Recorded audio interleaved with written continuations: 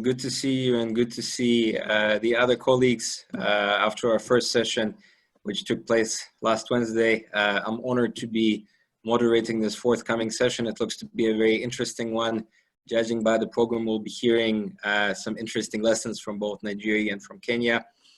I've already sent my apologies to Bob yesterday, but I'm also going to have to apologize to you in advance that I will not be able to stay for the duration of the entire conference today because of a prior meeting that I have with the chief executive of our institute, Saya. So I will stay for the session and a little bit afterwards, but unfortunately then I'll have to excuse myself. But as I said, absolute pleasure to be moderating the first session of the second part of the first ever African Digital Diplomacy Conference that's being organized by the African Digital Diplomacy Research Group under the auspices of the African Center for the Study of the US, ACCESS, which is a part of the University of Witwatersrand in Johannesburg. And in today's session, I see we've got very interesting presentations from Nigeria and from Kenya.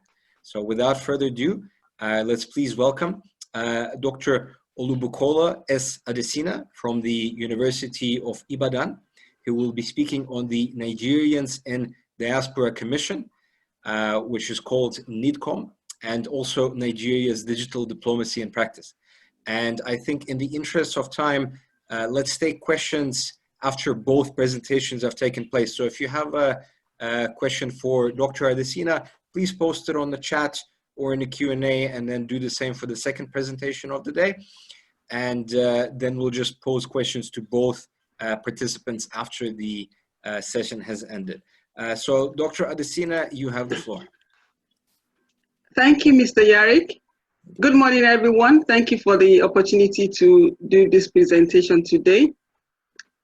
I'll be speaking on, let me quickly share my screen. All right, can you see my screen, please? Yes, Dr. Adesina, confirming that your screen just came up so we can see your PowerPoint. Okay, thank you. All right, I'm looking at the Nigerians in Diaspora Commission. And like every other country, we know that Nigeria is also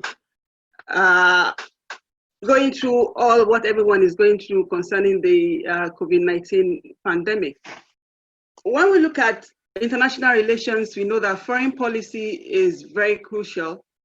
And one of the major objectives of foreign policy has to do with the projection of a country's a positive image for a particular nation. So diplomacy is a major component of foreign policy. So we say that it plays an important role in implementing foreign policy through bilateral relations, consular services, communication and negotiation. That is, countries want to make policies that will be accepted and understood by other states. So diplomacy is very crucial when we talk about relations among countries. As we say, is the traditional form of foreign policy, and most people argue that is the most visible, if we can say it like that, because it involves relations among states. So, like other aspects of international relations, diplomacy is also experiencing fundamental changes. And whether we like it or not, is an unprecedented rate, and it's affecting everyone. For example, we're talking about physical contact, body language. What we know as face-to-face diplomacy has been affected, most especially by this pandemic. So nations, even before the COVID-19 episode, nations have been trying to use technology to do one or two things: to define and establish diplomatic goals and objectives, to carry out diplomatic duties. Most of the countries of the world now, their ministries of foreign affairs use technology in getting across to those who need to have access to them. For example, consular services, now we have more consular activities online, and you may not really need to go to the embassy to get your visa and so on. A lot of activities are going on online. So we see that countries are trying to use these technologies to be able to further their objectives. And with the coronavirus pandemic, we see quite a lot of activities also because of the lockdown and everything. Countries now have to resort to the use of digital technologies in carrying out their activities. Communicating with the international community becomes easier with digital technology and so on. So Nigeria, as I said, like other countries, have had to adapt to the use of technology in the wake of this pandemic. So most of activities of the foreign affairs, or let's say a large portion of the activities, are carrying out online now. So when we now talk about marrying digital with diplomacy, as we have here, we have a lot of definitions, like all other concepts. A lot of scholars have tried to put it in a form, trying to see what exactly is digital diplomacy. Mano and Segev 2015 says is the growing use of social media platform by a country in order to further its foreign policy goals and proactively manage its image and reputation. And many other definitions like that we have in the books. But it involves the use of new internet tools in the practice of diplomacy. We talk about the social media, we talk about big data and so on. So social media platforms have provided spaces for interactions, increased engagement, and thus furthering the goals of diplomacy. We have various social media platforms that we are familiar with. We have Facebook, which is what a lot of older people think patronize. We have Twitter, we have Instagram, and many other ones like that. So countries utilize this in communication. So social media can help countries to build their positive image through this engagement and dialogues. We see that on Facebook, on Twitter, you put across information, people react, you have a lot of icons and so on to indicate whether people like what you are doing or not, and so on. You're able to monitor how people react to activities of particular countries on the social media. We have some countries that have a lot of digital presence. They have a lot of presence on the social media, while some are still trying to build that presence. But whether we like it or not, in the 21st century, practically all countries, if not practically everybody, are online now to project the image of their countries. When you look at the social media use, we'll see that it is very important for countries to utilize that platform. The data we have here by Hootsuite, talking about July 2020, social media use around the world. We see the percentage. It says here that more than half of the people on the earth now use social media in whatever form. It could be at the minimal point, or it could be even at the mega point. Some people spend 24 hours on the internet. Some people, their internet is always on.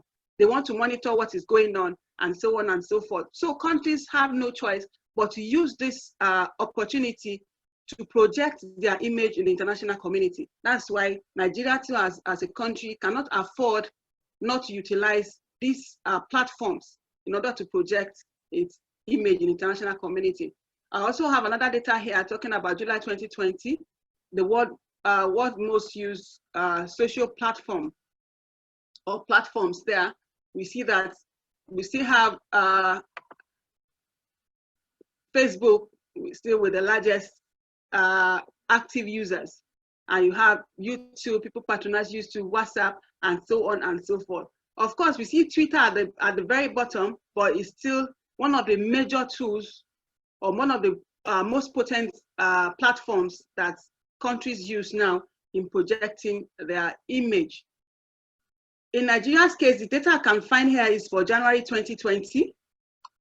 Data is for January 2020, but I can assure you that the data is more than this now, considering the the time of the coronavirus pandemic, with a lot of activities now, people are forced to use the social media to chase away depression, as somebody said to me, that people are online because they want to know what is going on, when is school going to resume, what has the government said about lockdown, and so on and so forth. So a lot of activities are going on. So many Nigerians are using one form of digital device or the other, and they are also using the internet for various purposes. That also is also another data looking about social media statistics of Nigeria from March 2019 to March 2020. So a lot of activities are going on, and Nigerians also are utilizing this media to be able to know what is going on in the international community and the likes.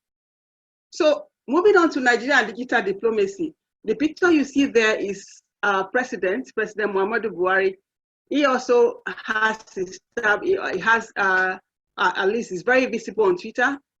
On Twitter, he has 3,365,321 followers. So we see that a lot of activities, Nigerians, the Nigerian president, the governors, those are in the ends of their affairs. You have ministries of foreign affairs, ministries, agencies. They are all active on the social media platforms. So they are also projecting what is going on. People get to know what they are doing or what Nigeria is doing in various ramifications on the social media platforms. The Minister of Foreign Affairs also has about 77,492 Twitter followers. And I can boldly say that the Minister of Foreign Affairs handles his account by himself. So most of the activities, the things that happens and so on in terms of foreign affairs, you see first-hand information from the Minister of Foreign Affairs. And even when he tested positive to coronavirus, he came on the social media to let the world know that, well, he has contracted the coronavirus and is going to be in isolation for a while. So Nigeria has also been able to utilize this media, the social media platforms, to be able to carry out activities, consular services, and so on, using the social media platforms. So going down to zeroing into a particular agency of government, when it comes to international relations, apart from the Ministry of Foreign Affairs, we have the Nigerians in Diaspora Commission, which is one of the agencies of Nigerian government that utilizes digital diplomacy. That is, it also tries as much as it can to project Nigeria's image most of the time in a positive light in the international community. The agency was established in 2019 and is headed by Honorable Abike-Dabiri Erewa, who is was a former senator, a member of the House of Rep, and is also, she has been active trying to see, even when she was in the House of Representatives, she was particular about Nigerians in the diaspora, Nigerians outside of the country, how we can harness what we can get from the diaspora to further our foreign policy objectives, and so on and so forth. So this NIDCOM has been described by one of Nigeria's scholars, Akitarewa, says that NIDCOM is Nigeria's newest foreign policy instrument because of the activities it does in furthering Nigeria's foreign policy objectives. So what does it do? The agency mediates relations with Nigerians in diaspora for mutual developmental benefit for the diasporans and the Nigerian in the homeland. So whatever it is that will ensure that Nigerians out of the country live a reasonable life outside of Nigeria is what this agency is particular about. So it also has active presence on social media platform. It has an active website. It has a Twitter handle, NIDCOM_gov. You have Facebook account. It is in LinkedIn. It has WhatsApp account and many other Pinterest and so on. You see the picture of the chairman or chairperson of the commission, Honorable Abike-Dabiri Erewa. So the organization the agency has tried to carry out activities, a lot of activities, non-minding the COVID-19 pandemic. Because of the lockdown, most of the activities they carry out also was transferred online. And now they are much more visible because, as I said, so many Nigerians are now online. So they carry out a lot of interventions. They respond to hostilities against Nigerians at their destination countries. They try to liaise with relevant agencies in those destination countries. They facilitate rescue and safe return of Nigerians who are trafficked to some destination countries, for instance, Libya, in Lebanon, and so on. So we hear a lot of stories about slavery and modern day slavery and sexual abuses of those who go for domestic, who are domestic servants in those countries where they find themselves, in Saudi Arabia, in Libya, in Lebanon, and the like. So this NIDCOM has tried as much as it can to assist these people who find themselves in such situations abroad. And part of what they do, because of his web presence, people post cry for helps from all of these people that have problems. When they're out there, they make video clips and forward it on the social media. They cry for help. Please come and rescue us. This is what is happening to us, and so on. So NIDCOM as an agency take up such issues and try to resolve them. So they have been able to rescue a lot of Nigerian, especially women, who have been trafficked or who were not trafficked, but they went and they were deceived, under deceit. They went there and it wasn't what they went to do that they met. So they try as much as they can to help in repatriating this kind of situation. So all of these activities, we get to hear more of them on the social media platforms. So Nigeria is utilizing diplomacy in trying to get across to the relevant agencies to get the situations resolved. And also NIDCOM also collaborates with other agencies, international agencies like the International Center for Migration Policy Development, International Organization for Migration, the World Bank, and the AU at various levels, trying to see how it can carry out its objectives, utilizing these provided platforms to get this done. So, and in the wake of the COVID-19 pandemic, most of the activities now are virtual meetings. They do all these virtual meetings and they still get the end results, which possibly was the intention if it were to be physical contact.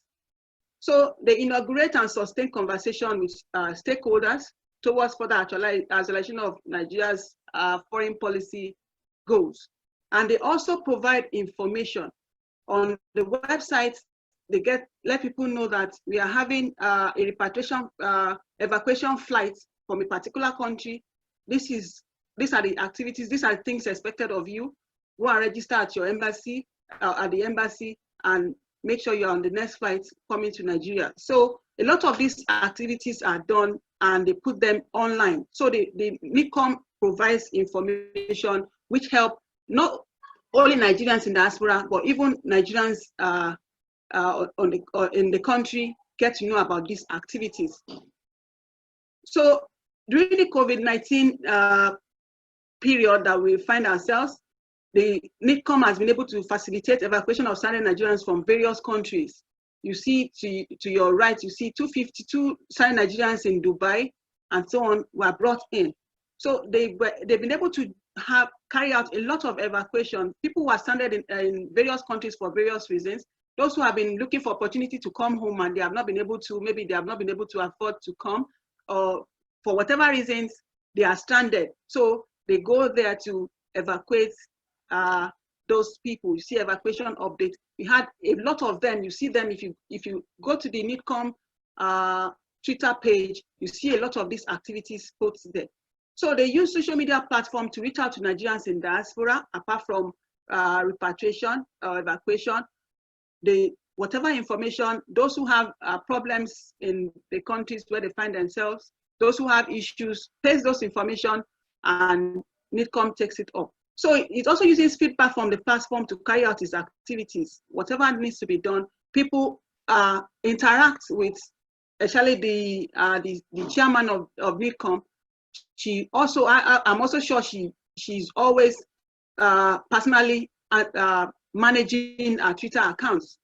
So she is always there to assist. Apart from the NIDCOM platform, people also utilize our private Twitter accounts. So she is always active. She uses the feedback, and the agency itself uses the feedback to get whatever needs to be done. Also, during this pandemic period, they've had webinars, Zoom meetings, and so on, to replace physical contact because of the impossibility of physical contact at this time. So activities did not stop. So many activities are being done on webinars and on Zoom meetings. So they facilitate and also organize online programs in various forms. This one is also, we see that it says that this last flight brought the total number of stranded Nigerians evacuated from the USA to 2,322 returnees. That was on August 21. And they also let us know that these people tested negative before they boarded the plane, and they'll go on 14-day self-isolation as mandated by the NCDC and the Presidential Task Force on COVID-19. So all of this information are put across through the social media. Also, this one is talking about part of what the agency had been able to achieve. We see here that the United Arab Emirates government paid for 517 Nigerians on 3 Fly Dubai flights and 380 Nigerians on Emirates Airlines. So that means the Dubai government, they were able to, through diplomacy, they were able to get the Dubai government to facilitate the return of these Nigerians. So the UAE government actually paid for these particular flights. So part of the positives of what they have done or what they are still doing. The next page here looks at various activities that they also carry out online. It says here, as we speak with you today, we have got back over 600 girls from Lebanon, and the last batch will be coming in next week. That was last week. So we see a lot of these things going on, trying to see how they can solve the issue of migrant domestic workers that are trapped in Lebanon, for example, and so on and so forth. We know with the bomb blasts in Lebanon recently, so many Nigerians are also trapped there. So they are trying to see how they can bring them back home. And also, I think that was about a day or two ago, there was an incident.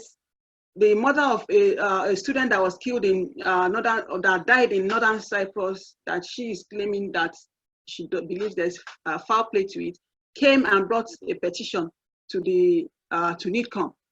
So the chairman was saying that we have a lot of Nigerians that have died under various mysterious circumstances, and she was warning Nigerians from sending their children to universities in Northern Cyprus. So it's part of activities. All of these things were projected online, and people on most of these platforms, people get to know about it, that, well, Northern Cyprus has been flagged. So why not look for somewhere else to send your children to school? So it's part of information provision by this agency. Also, part of the activities they carried out in April has to do with an interactive session which was carried out on Zoom regarding human trafficking. So all of these activities are part of what NIDCOM is doing, using digital diplomacy to further project Nigeria's image in the international community. This is a virtual town hall meeting also carried out in April during this COVID-19 period. Also, the NIDCOM was able to have a program, National Diaspora Day, which ordinarily should have been a physical thing, because we have a lot of our artists that was brought in. And you can imagine if it was a physical program, how wonderful and interesting. I tried to imagine it, how wonderful and interesting it would have been, but they still try to do the best, make the best use of digital tool, and they had a National Diaspora Day, which was a very successful program. It was carried out in July. So all of these activities were carried out by NICOM. We see a lot of their activities. You see, go to Twitter, go to Facebook, go to Instagram, you see all of these activities being projected. So what have been the benefits of social media tools in furthering digital diplomacy by NICOM? First, it facilitates communication. We are able to have a two-way communication between the people and NICOM as an agency. So they are able to know what exactly are the people's needs, those who have visa issues, those who have problems in their countries of residences. They're able to communicate, and they're able to let them know about the evacuation process of the government, and they have been able to bring back so many Nigerians who are stranded in the countries where they find themselves. And also another benefit is that it accelerates decision making. Of course, you get to know about what is happening now. You are able to take quick decisions. So the bureaucracy of going to meet someone, going to book appointment to see somebody before you are able to get across the information you are trying to pass across is reduced. So you are able to have real-time things done as people are putting across their issues. You are able to tackle them. So it multiplies the quantity of rapidly available information. People get to know what is going on right now. Some people post and say, attention, this is happening, and a recent issue has to do with Nigerian traders in Ghana, who were protesting that the government in Ghana is frustrating them, imposing some form of taxation and so on. So NICOM is also taking that up with the Ministry of Foreign Affairs to see how that can be resolved. So all those things were things gathered from clips that were posted on social media.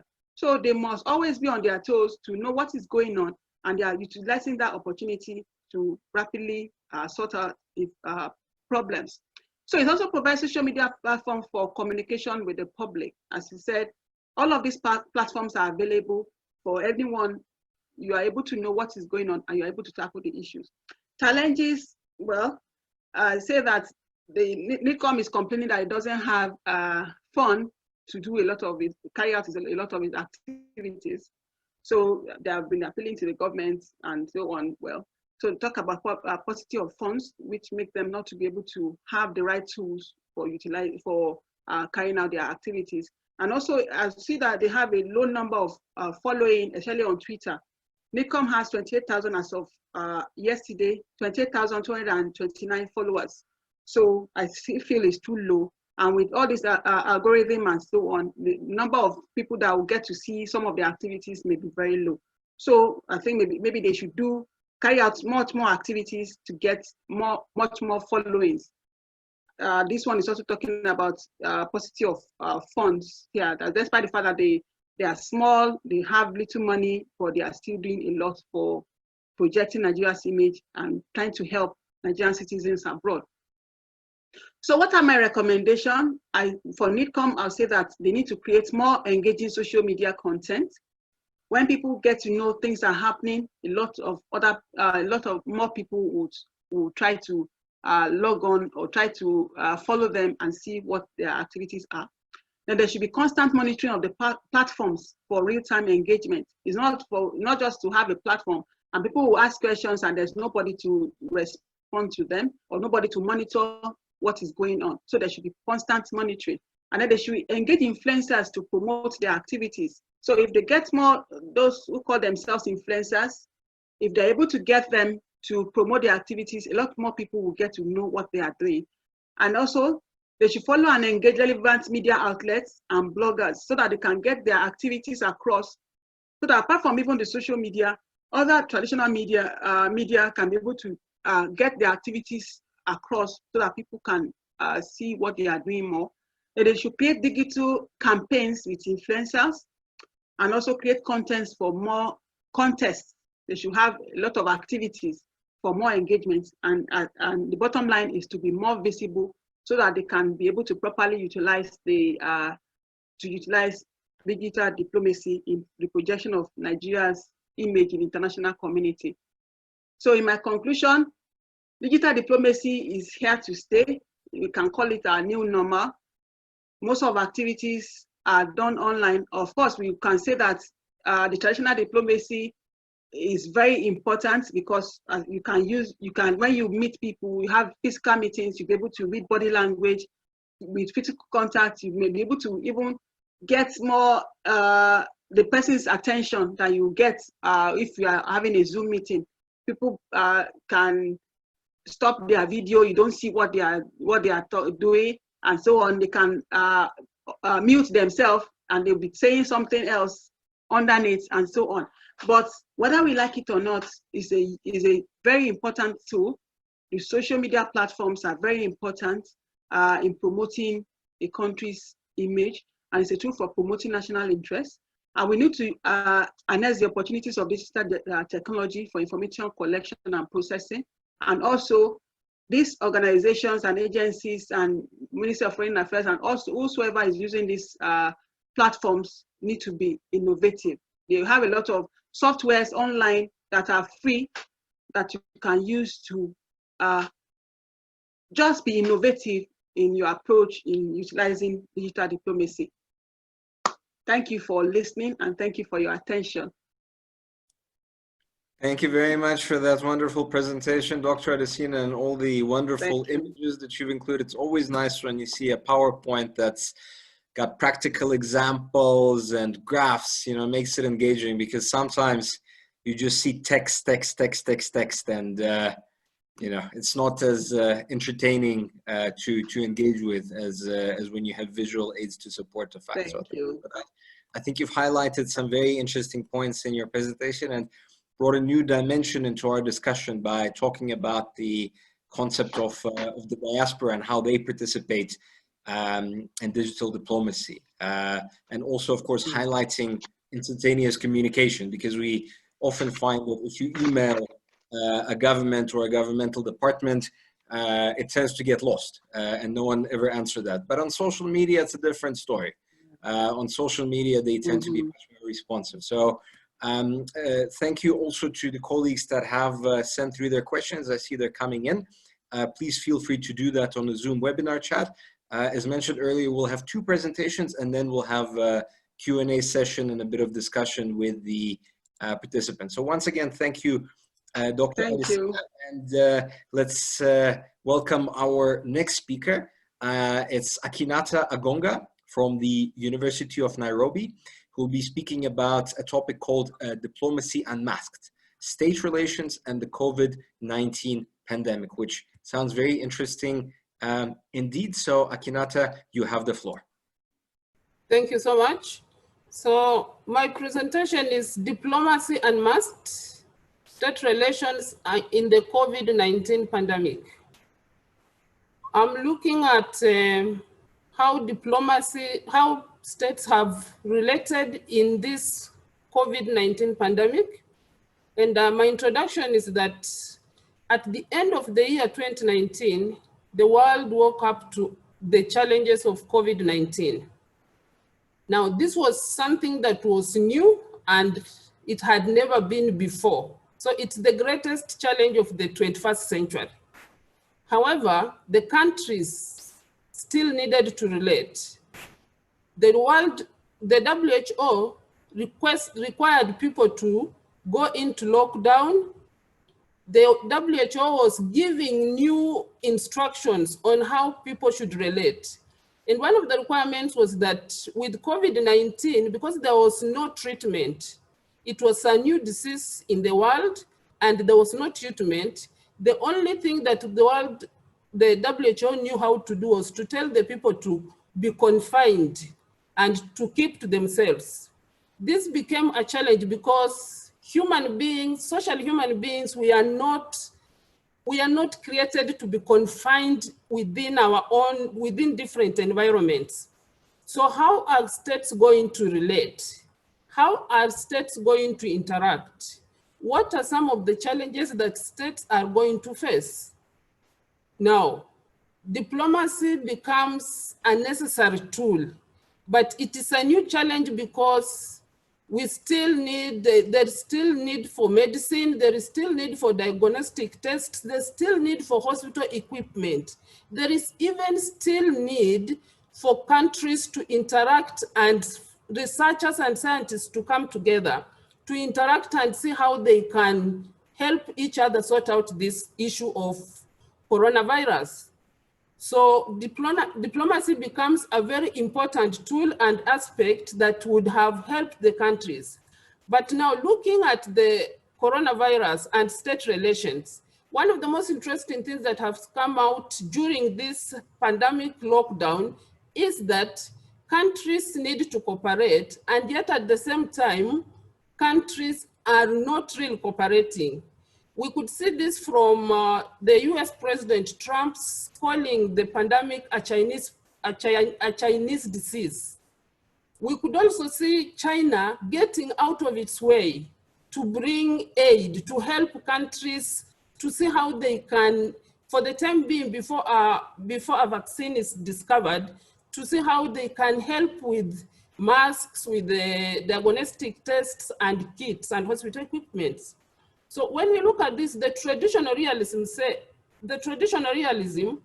in international relations holds that anarchy is the nature of international relations, that states will always fight for their own interest. So the first thing that you notice is all the countries, when they were going into lockdown, all the countries were trying to preserve and protect their self-interest. So the European countries and the West as a whole actually kind of started hoarding what was needed. The diagnostic tests, the kits and the PPEs, they were being taken by the countries that could afford them. China was the only one actually at the beginning of COVID-19. China was the only country with everything. The virus started from there, and it was like it was the only country in the world that had all the kits and everything. So China has the virus, and China at the same time has the only solution that the countries can use temporarily as they look for a vaccine. So China is, in the beginning, China is the problem. At the same time, China is the solution. How do we relate? How do countries relate with China as a cause of the problem and as a solution? So this is the diplomacy that is being unmasked. We need China. China has caused the problem, but the world still needs China. So how are we going to relate with China? So when we are looking at diplomacy unmasked, states need help. The only help that is available is what China is offering. How do we relate with China? How do we deal with China? In the same breath, how do we sort out the issue? So one of the most interesting things is the countries have gone in lockdown, but even in lockdown, you can see that they need each other. But are we relating is it cooperation that is going to work, or is it the realism? Is it the state interest that is going to work? What COVID-19 has revealed is that countries need each other. However, how countries relate in this big context has been a problem. You notice that different countries are doing research differently within their own small cocoons. Countries have gone and in their own small cocoons, and they're doing these different researches. But the most interesting part of all this is that Africa is nowhere to be seen or to be heard. When you look at what has been written or what is going on with COVID-19, where are the scientists from Africa? What research is Africa doing? How far are they gone? We look at the case of Madagascar. Madagascar came up with a herbal treatment. How far did it go? The WHO rubbished the Madagascan treatment.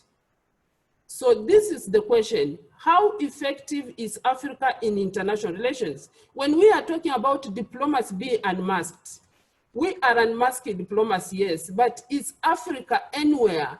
Does Africa have a voice?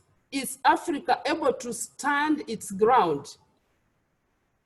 How far could Africa have gone in taking in the Madagascar herbal treatment and working with it as a continent, standing as one voice and saying, let's explore this to see how much it can be useful and how far it can go.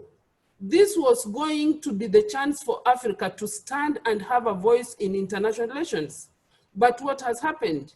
Africa has not even been able to talk as one voice. This is what we are talking about when we talk of diplomacy and must. Look at the relationship between Kenya and Tanzania.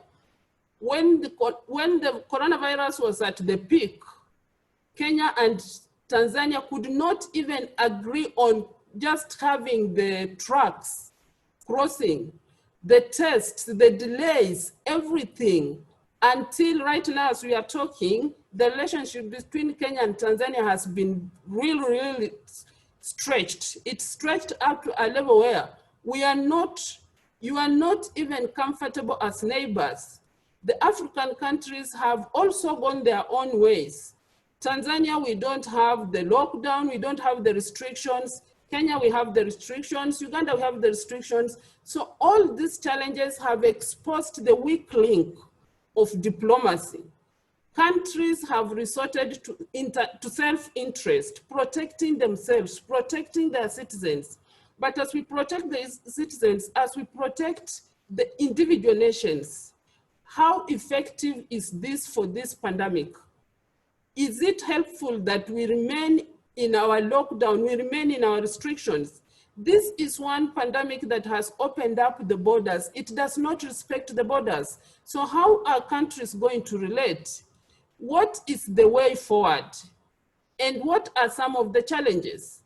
China, with all the PPEs and the medical kits and all the tests, unfortunately has also had its own challenges. It has also solved some that were not as good, some that were not effective, so that instead of being the alternative solution, it has also come up with challenges that bring diplomacy into question. When we are relating, how safe are you? How are you relating? Are you relating with one hand shaking and the other hand holding a knife? These are some of the challenges that we are talking about when we are dealing with diplomacy and must. That states have been exposed, boundaries are being challenged, and yet at the same time, much as states know that they need each other, they also are not acting in the way that they ought to. They're not using cooperation to bring together, to sort out an international problem. They're using self-interest. They've put before them the self-interest, the protection of the nations, the protection of individual states, instead of looking at it as a global problem that needs a global solution that can be achieved through cooperation. Thank you. That's the summary of the paper. Thank you so much. Thank you very much, Akwinata, for your presentation, where you've highlighted the difference between approaches of different countries, lack of unity around those approaches, and then also the question of African agency when it comes to international relations. So I think we will go into Q&A straight away because we are a little bit behind on time. Akwinata, while we have you with us, I think let me pose the questions that came to you, and then we will go back to Dr. Adesina and pose the questions to her. So we have a question. This one is from Bob, and the question is: have the traditional international relations theories, such as realism and liberalism, been applied to digital diplomacy? And if so, how was it done?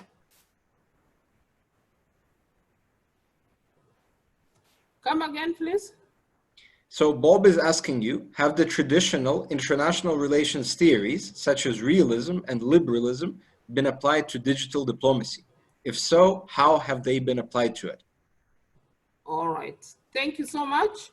Now, the first thing about the traditional IR theories, realism and liberalism, we noticed that for the pandemic, the COVID-19 pandemic, what has come out very, very strongly was the realism in international relations.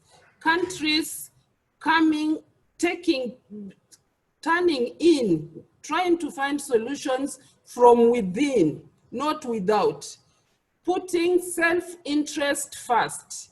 Look at the case of China. China has the PPEs, China has the medical kits and all this. And yet at the same time, because of profit, they sell faulty kits. This was actually to India. India complained about this. They sold faulty kits. Even the kits that they gave out, there are those countries that were a bit jittery.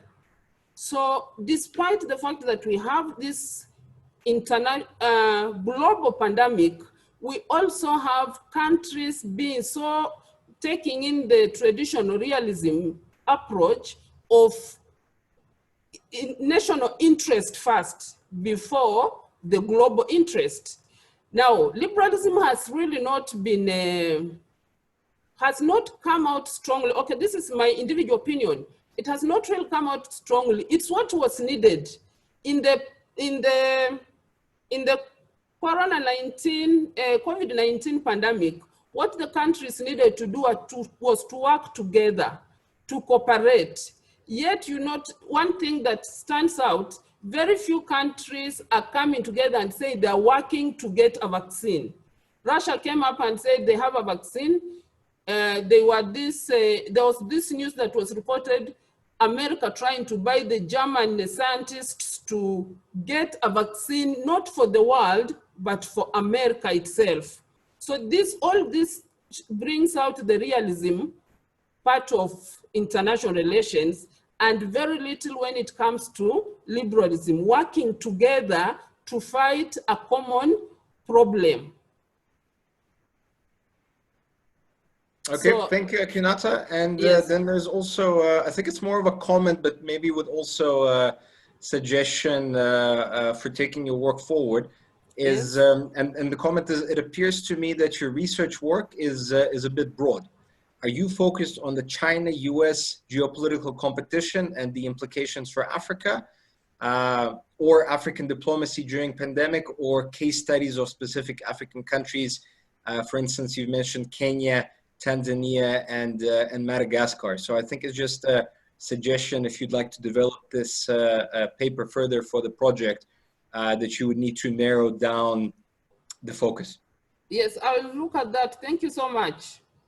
Thank you very much, Akinata. I appreciate the presentation and the Q&A. And Dr. Adesina, if you could please unmute yourself, and then you will be in the hot seat. Okay, thank you. I'm here. So thank you for that. So firstly, I see that on the chat you actually post a question to us, saying, what would you say about the phrases digital diplomacy and digitalization of diplomacy? Any conceptual variances? So I think that's from Bob. That's from Bob. Was that from Bob? Because yeah, I think it appeared like it was coming from you. No, he was asking me. Please, Dr. Adesina, if you could answer that question for us. Okay, yeah, well, I think from my point of view, I think digital diplomacy has to do with using the usage of digital technologies, especially the use of social media platforms. But when it comes to digitalization of diplomacy, I think it's more broader than that. It's a long-term process, and it involves various other activities. It goes beyond the platform that is being used. Is like Manuel says, is the normative and temporal influence of digital technologies that is involved in digitalization. So to him, he talked about the audiences, that is, goes beyond the platform. You look at the audiences, you look at the institutions involved, you look at the practitioners involved, and you also look at the practice itself. So digital diplomacy is more a narrow form of looking at diplomacy involving digital tools or platform, but digitalization of diplomacy has to do with the long-term process of the use of digital diplomacy. So it involves those elements that I mentioned, the audiences, real looking at the audiences, the institutions involved, the practitioners, and also looking at the practice of digital diplomacy itself. So I don't know if I answered it, but that's what I think. I think you have, and I'm also thinking about your presentation where you said that digital diplomacy is the new normal. And it also makes me think of one of the earlier sessions of the digital diplomacy webinar series we had. We had a US diplomat who's the Deputy Consul General in Cape Town. And when he was speaking about digital diplomacy, he was talking about the younger generation that's growing up with Instagram, with Facebook and Twitter, and utilizing it from communication. And he was basically saying that in 5 or 10 years from now, we won't be speaking about the concept of digital diplomacy anymore. It will just be diplomacy because it is indeed going to be the new normal for everybody. So I think that answers the question. Then there was a question from Patrick for you. What are the new digital platforms emerging in different parts of the world? So I think specifically, you had a list of all the platforms. So I think maybe it's about the narrowing down the most emerging ones. Okay. And in addition, we have what we call Mukutano. Our defense forces do not actually ordinarily use the common platforms. They have come up with their own Mukutano. So I don't know whether there is any information on these emerging and what would be the rationale. Thank you. Yeah, Dr. Maluki, I think, well, each country or most countries, have platforms that they use that is different from the normal social, if it's for the internal use, that is different from the social media platforms that is for everyone. So the US also has its own internal platforms that ordinarily, I'm sure they will not want to open to the public. So for the military, I'm sure you will not, because when you talk about hacking and so on, you will not expect the military, for example, to just be using Twitter and TikTok and the likes. Those, I mean, for dissemination of information, these platforms are important. But for internal passage of information within institutions, I'm sure that each of these agencies will have their internal platforms. That if I can follow this, does it now reflect the fear that states have? Maybe as much as we embrace this digital diplomacy, it has certain risks that states have realized, and therefore they are running away from it. So how sustainable is it? I mean, I'm just being academic. Thank you. Okay, well, I think that for the purpose of what I'm looking at, the essence of NITCOM, for example, going online is projection of image, which is just one objective of foreign policy. So how do you get information outside to the international community? How do they know what you are doing? How do they know what exactly to expect at certain times? So on the surface, for the purpose of promoting diplomacy, for the purpose of promoting the image of a country, I think these tools, these platforms are very important because that is what the audience are engaging now. People are on Twitter now, people are on Instagram, they are on all these platforms all the time. So how do they know what you are doing? How do they know about Nigeria, for example? If you go on Twitter, you type in Nigeria, a whole lot of things will come out for you to see. If you have a negative experience, you can go online and put it across and people will engage you. False information, for example, if you don't have real-time information dissemination, it becomes a problem. Somebody raises up something and it's not true, and nobody is there to counter them, then it spreads. So I believe these platforms are very important for dissemination of real-time information and engagement. You put across information, people engage you. If there's false information, you clarify issues as it comes. That's the way I think. But for internal things that has to do with security, I don't think you want to come and put it here. Even for crisis management, you can use social media platforms. People let you know what is going on. You manage it. You have examples of how diplomacy is practiced online without physical contact. That is what I am looking at. Thank you very much, Dr. Adesina. I think that's a very thorough answer that puts the question to bed. And final question and comment, this one also coming from Bob and referring to your case study of NIDCOM. Bob says, NIDCOM seems like a case of formal diaspora diplomacy. How about the informal version where Nigerians in the diaspora use informal diaspora organizations digitally? And then he also has a suggestion for taking your paper forward, saying, I think you need a theoretical or a conceptual connection between digital diaspora and digital diplomacy, potentially leading to digital diaspora diplomacy, which indeed I think could be even a new subfield within this new field that we're looking at. Okay, I'll look into all of those suggestions. Thank you very much, Dr. Adesina, and also to Akinata. This concludes our panel 1 for day 2 of the conference. And then let me hand over to Dr. Patrick Maluki, fellow moderator from the University of Nairobi, for the second session of the day. Thank you. Thank you, Eric, for this well-moderated session, and it was very informative. Thank you, presenters. Of course, it is normal to have questions, and the more questions you generate, the more academic your work is. So I think the questioning is a reflection that you did something that is commendable. I know we lost time because of some technical itch, and I hope the chair will allow my session, but I will try to keep to that, to the time allocated. I have 2 presenters. Well, let me get them to start going. And as you have gone, we'll first listen to the presenters, and then we come to Q&A. And so I kindly request that we be patient. And I'm beginning with Bob himself, and he's talking to us with regard to African digital diplomacy from interest to strategy and training. So Bob, you have the floor, and please, 20 minutes, I think is what we have allowed.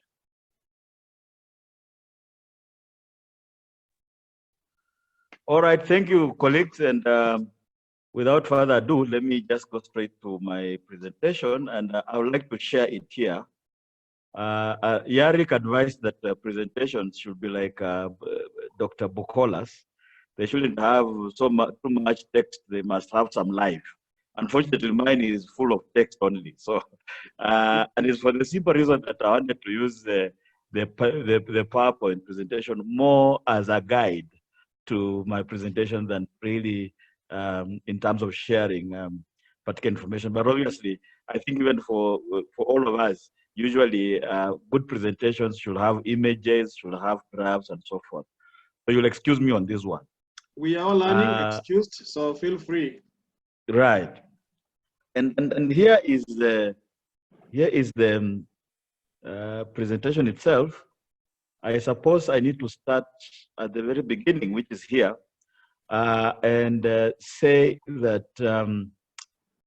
this paper, or the research work that I'm pursuing, wants to look at moving away from just interest in the area of digital diplomacy to move towards strategy and training. And the reasons for this will become apparent as I go along. By way of introduction, this paper is partly motivated and encouraged by one of the leading scholars in our field, and who is actually our friend, Cornelio Biola, who is based at the Oxford University Digital Diplomacy Research Center. And in 2018, he did a piece which I actually read at the time, which was called From Digital Diplomacy from Tactics to Strategy, in which his major argument was that we should go beyond being mesmerized, being shocked, being, feeling as if this is mythical, new, and so forth, and move towards actually, strategizing and therefore developing policies and so forth. So there are ways in which you can, those two words of tactics and strategy are interesting because tactics inform strategy. Many diplomacies are still stuck at the point of tactics. In terms of the further motivation for this is that the pandemic itself has actually has had some positives in the sense that one of the positive outcomes of the virus or the pandemic has been that certain practices and concepts that we were stuck in the past have certainly found new impetus. And I'm arguing that the extent to which information and communication technologies or ICTs can be deployed practically and professionally is an area that has witnessed an upsurge this far in the pandemic. I think this is an argument that many have already made, including Bukola earlier, that ICTs are affecting every field. My argument here is that it is impacting diplomacy just as it has affected other fields. And diplomacy is one of the older professions of statecraft. And obviously, therefore, you actually see some level of resistance, particularly in the earlier phases of digital diplomacy, as it were. Digital diplomacy has been with us in some guises from the 1980s, gaining traction in the 1990s. In fact, moving on in many countries in the 1990s, as we can see, but on the African continent and in many other places, there's some level at which there was resistance because this is an old profession, and as a profession, it has its own rules of engagement, including the Vienna conventions and codified into, as we know, we refer to diplomats as people who wear gray suits and are very confidential. They are very inward looking almost. They are not the sort of people who will rush to press conferences, let alone going into using some of the ICT platforms. Yet these ICT platforms are here with us now. So it's almost as if the profession is on one hand resisting ICTs, but ICTs are with us. What do you do? Those are the conceptual questions that then inform this. My argument is that under the rubric of digital diplomacy or digitization or digitalization of diplomacy, ICTs have gone beyond being just luxury or sophistication or add-ons or a threat rather to becoming core necessity in the face of virtual conduct of foreign policy and national affairs. I think, and I think if you underline the word luxury or sophistication, some people might have argued in the past that digital diplomacy is actually for advanced countries that have higher technological capacity, and that countries like Burundi or Kenya or Seychelles or some of the smaller countries, Central African Republic, have no business playing in that league because in the first place, they cannot afford or they do not know how to handle these technologies. But now it's with everything going virtual, with the African Union meetings being held virtually, with East African Community, SADC meetings, with UN events being held virtually. And I think it was pointed out in the last session that in fact, Kenya's campaign for the United Nations Security Council non-permanent seat was executed. The campaign was executed basically through virtual means. So it's unavoidable to start with. So you either, you either swim or sink as far as diplomacy is concerned. Just moving on, I think I will want to spare you this slide, but I just thought that it's important to capture the. Excuse me? You can hear me? Yes, we can hear you. Proceed. All right, thank you. I was just coming to the point that the point I made earlier, which is that digital diplomacy is not entirely new, even though it's new and is always evolving. So there's always something new happening. But as early as 1992, in fact, at the Rio de Janeiro Earth Summit, which is always quoted in literature as a momentous time in environmental diplomacy, digital diplomacy strategies and actions were actually being deployed and leveraged. And some of the highlights that I capture here also point to the fact that digital diplomacy has been with us in an even elevated sense, in the form of, for example, virtual embassies since 2007.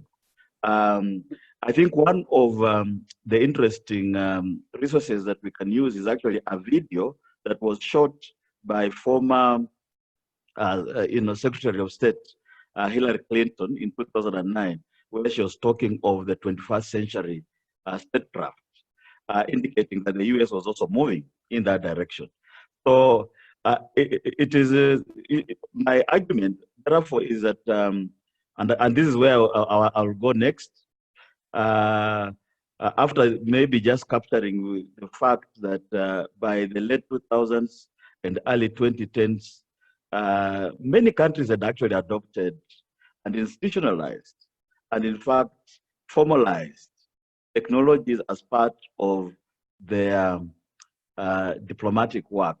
So we see, for instance, UK, China, US, a lot of Nordic countries already now have digital diplomacy policies that are actually written, some of which you can actually access if you just do a quick Google search. And therefore, Africa has lagged behind this policy and strategy area of operation. It is notable that African countries are not necessarily not doing digital diplomacy. President Uhuru Kenyatta, President Cyril Ramaphosa, President Ato Akufo of Ghana, President Kagame, these leaders are actually known to tweet, to have a presence on Facebook, to have profiles on LinkedIn. I think we saw Muammar Gaddafi in Bukola's presentation earlier. So they're active in that way, and active on domestic as well as foreign matters. However, they do this in an ad hoc manner, and there isn't much of strategy and policy behind the work they do. And this is based, in fact, on just some basic social media scraping. As you know, social media scraping or using social media data is an approach that we have to embrace now. And if you do that, you'll realize that these people tweet when there is a foreign visit or when they are going out. And after that, they let that go. I've noticed, for example, in the case of Kenya, there was heavy use of social media platforms when the campaign for the United Nations Security Council was on. As soon as the country won that non-permanent member seat on the UNSC, you look at the performance on this platform and it has drastically dipped, meaning it didn't emerge from a policy position, but as a tactic, as Biola will argue. So the answer to all this is that we should seize COVID-19 as a critical moment in time, and therefore the whole idea of a paradigm shift or a revolutionary change will actually spur us towards being a little more organized as MFAs, but also in academia as far as digital diplomacy is concerned. In fact, on this note, one actually appreciates the fact that these sessions that we are holding around this time are actually the very first conference level sessions that we're having on digital diplomacy. If you look around, there have been none before. And I think let me just go back a bit to the idea of paradigm shift. And I think there's been a lot of social science literature around paradigm shifts. And a paradigm is a way of looking, analyzing, theorizing something. What we are witnessing now is truly a paradigm shift, because it's as if the COVID-19 pandemic suggests that there's going to be a completely new way of looking at things, the new normal that people have referred to, or the new unusual normal, as someone has put it. And therefore, even in terms of studying and practicing diplomacy, there also needs to be that paradigm shift. And I think it's our role as scholars to play our role in making sure this happens. So the concepts, I'm going to now come to my topic, my area of focus. And before I do that, just a quick one to also mention that in addition to the idea of paradigm shift, which I want to argue very strongly in my paper, that there is a complete change. We can now talk of diplomacy as it was before and after the pandemic. But the other concept, which also is it seems to be very common, even in common language, is the idea of technological leapfrogging. And in this, the argument is that African countries do not necessarily have to go back to the practice of digital diplomacy as it was in the late 90s, in the 2000s, or in the 2010s period. And therefore, even at scholarship level, we do not necessarily have to start worrying too much about what has been happening with the digital diplomacy in other countries in the past. We can just arrive at this moment because in any case, digital tools, digital platforms, and digital skills themselves are actually changing very fast. So you can actually end up stuck in reviewing things and lose focus on the moment. So the whole idea of the technological leapfrogging, meaning jumping several steps to arrive in the moment, is I think that we can do. And I think the example that I wanted to give, for example, is that African countries do not necessarily need to have to work to throw all their energies into development of websites. Websites are in place. Most Ministry of Foreign Affairs do have those. All they need to do is to make them maybe interactive, to update them and so forth. Rather, the focus should be on the next wave of technological developments that will have an impact on diplomacy, and this will include things like robotics, use of AI, artificial intelligence, big data, and so forth. So I'll revelate a bit of the idea of technological leapfrogging.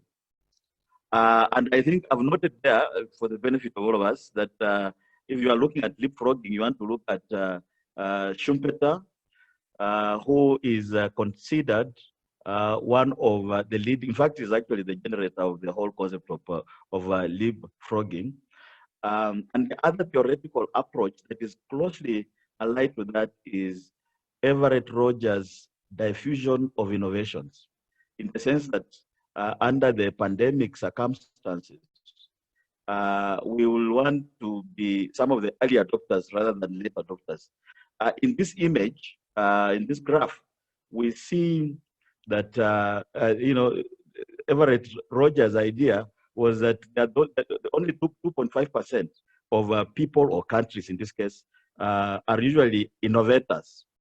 And I think this argument, this argument or this perspective can be seen in the fact that most of the digital diplomacy tools, Google, Facebook, Twitter, and so forth, are not African in terms of origin. And I think perhaps one of the things is that we can innovate our own that fits our own circumstances. And Everett Roger goes on to talk of early adopters as being only 13.5%, meaning that in the COVID-19 circumstances, for example, there are countries in Africa, and you can actually look at that actually were able to fly with digital capabilities faster than others. I'm not too sure where countries such as Burundi or Lesotho is compared to, say, Ghana, or compared to, say, a country like Rwanda, which is usually mentioned as a fast adopter. And that can also be an area that of interest, both from a strategy and a training perspective. Then there's the early majority, then there's a late majority, and the laggards. And obviously, you do not want to be in the laggards level, both at the level of policy. So if focusing on issues of just policy and training, strategy and training, one will want to see which countries are going to develop digital diplomacy strategies first. Which one is going to lead? I think South Africa is already working on one. Which one are going to be last? Which countries are going to include digital diplomacy in their diplomatic academies? Which countries have universities, like University of Nairobi, which we must give kudos here? Which countries at university level are offering PhD training in digital diplomacy? So those then will be considerations that we can have. So now I come then to my point or my focus, strictly speaking, which is that we need to move away from. As you also wind up. Sure, I will wind up very quickly. That we need to focus more onto the strategy development and development of training capabilities, rather than just being mesmerized and looking at digital diplomacy as something that is strange, new, and even beyond us. Like some magical thing. And I think in pursuing that this topic, this area of research, my approach will be based on the recently concluded digital diplomacy seminars for African diplomats that were convened by my university, University of Witwatersrand, in partnership with the South African Minister of Foreign Affairs and other partners. So I want to arrive at this issue of training and policy development or strategy development using the questions that were asked by the over 50 diplomats who attended the seminars over that period of time, over about 21 sessions. This then provides data because looking at the questions that were posed, in pretty much these Zoom chat and question Q&A boxes, you can actually identify the themes. And based on the idea of framing, social media framing, one can then look at what issues frequently came up as issues. And those issues then will need strategizing and training around.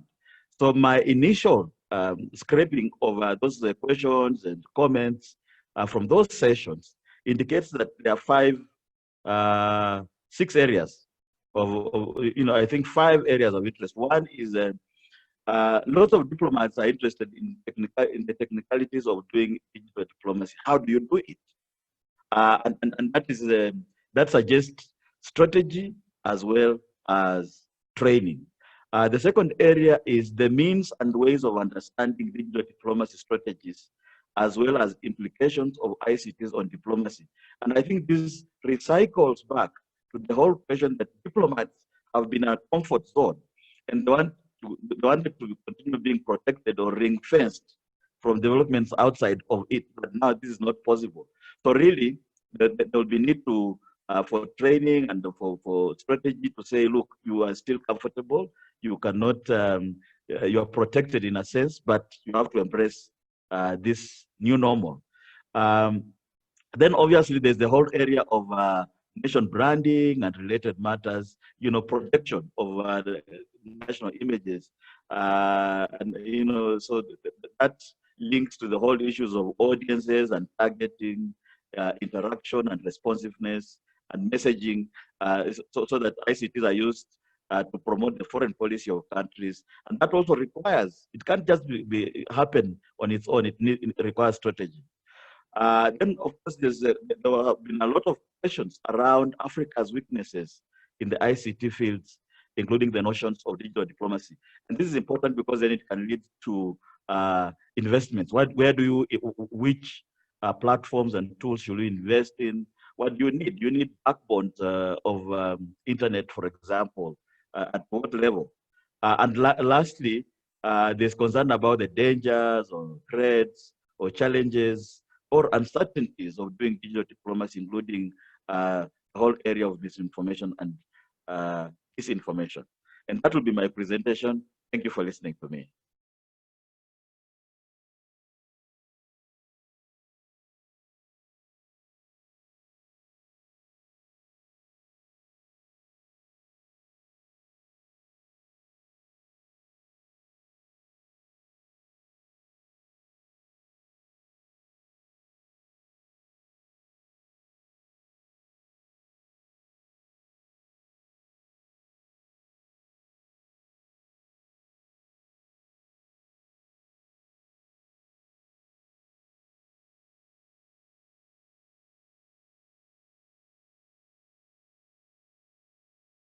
You're muted.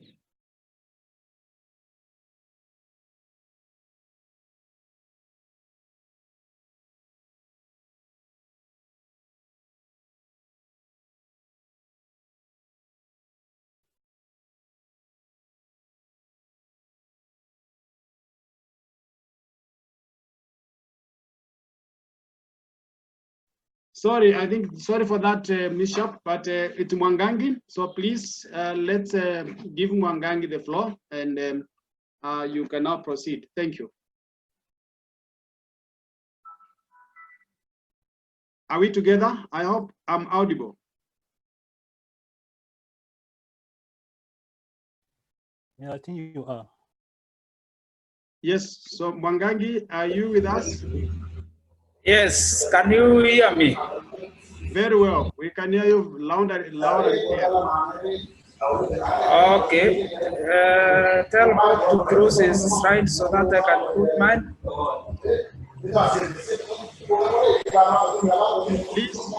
Please check your room.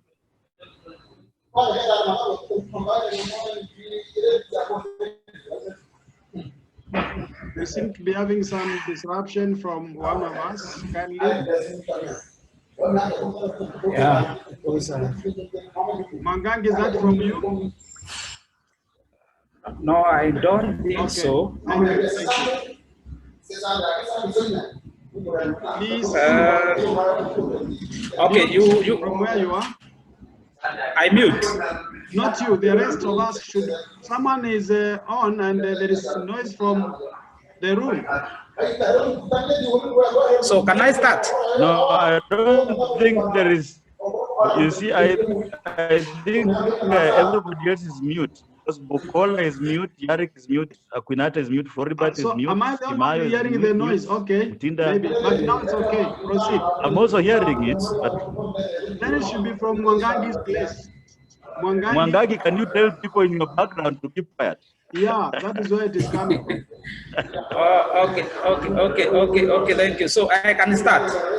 Yes, you can tell your people keep quiet. Okay, gentlemen. Mwangangi should mute his microphone. Microphone. Mute I mute. Yes, mute.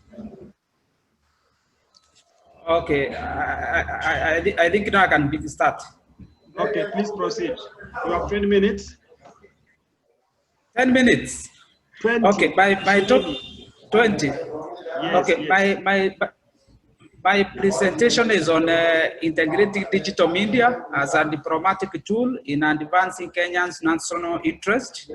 So I will begin by saying that the digital element is an inevitable in the conduct of diplomacy in today's networked world. State interest adoption in the global stage will to a greater extent be determined by state degree or a country degree of attractiveness.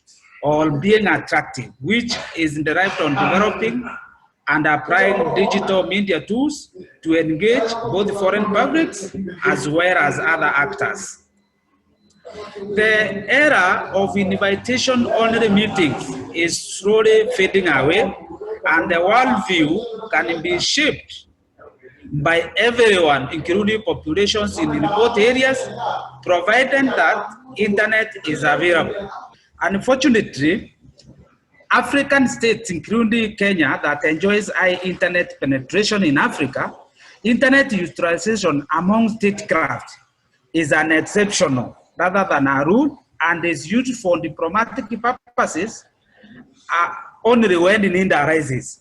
Particularly, as my other presenters have accurately said, particularly when dignitaries, if it's Kenya, when we see dignitaries visiting Nairobi, or when pushing for a particular cause, like the recent campaigns for the Kenyan election in the UN Security Council. It is also unfortunate, as others have said, it's like we waited for COVID-19 so that we can actualize very many things. Because like here in Kenya, we are witnessing a lot of virtual graduations and the conferences. Like the president currently is doing the Council of Governors meetings through the video links and other online conferences. When you look at the internet penetration in the world, according to the website by Internet World Stats, Africa's still internet penetration is extremely way below average compared even to the internet penetration globally, which stands at 62%, while the African penetration of internet is 42%. So we are lagging behind even the actual average penetration, something that even the African government and state should look at. As Scholar Arturo emphasized the need for countries, especially in Africa, to embrace digital diplomacy in order for them to tap accruing soft power of persuasion and attraction as a means for advancing their national interest, both globally and enhancing domestic prosperity, well-being, and the security of their people. There are some policy issues that states are grappling with when it comes to the digital diplomacy. One is the ethical and administration of data. There are some institutions that manipulate data for surface gain. As I continue, I will give examples on them. Another issue is an advancement in artificial intelligence and automation. We see we are ending to somewhere where even we shall be talking to bots and non-humans. It is documented that around 15% of the Twitter accounts are owned up by non-humans, by creations of artificial intelligence. So there is such an issue that needs to be looked at. There is also centralization of digital technology in the hands of very few multinational companies that are not answerable even to the state themselves. So, and some those multinational companies, they have even more, the equivalent of the money they control is higher than some GDPs of some countries. So that one, you wonder who should report to, and in case when they mess, they have some crowd that some states cannot be able to counter. There is some of the values that tax are wrong, as others have said, with the digital diplomacy. One is the enhanced diaspora diplomacy. Like in Kenya, we have around 4 million Kenyans in diaspora. So states can strengthen ties with their foreign expatriate communities by use of digital platforms. They could also engage them and share real-time information on investment opportunity back home. Like in Kenya, property markets and the real estate, they are like hot cakes. So such information and new ventures can be spread to the diaspora community through digital platforms. Also, states may induce remittances and they ensure they give them a lot of information, talk to the diaspora community so that they can be sending money home. which is crucial to any state economic standing and growth. Like in Kenya, it's around 2019, it was around 280 billion. Another value is networked diplomacy, like the small weak states.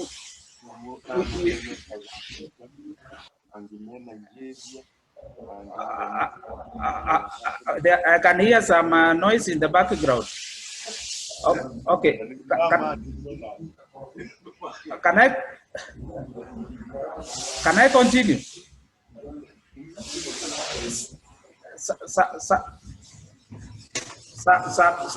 Mangani, please continue. You are almost exhausting your minutes. Okay, thank you. So states can use digital diplomacy to improve their level of networking.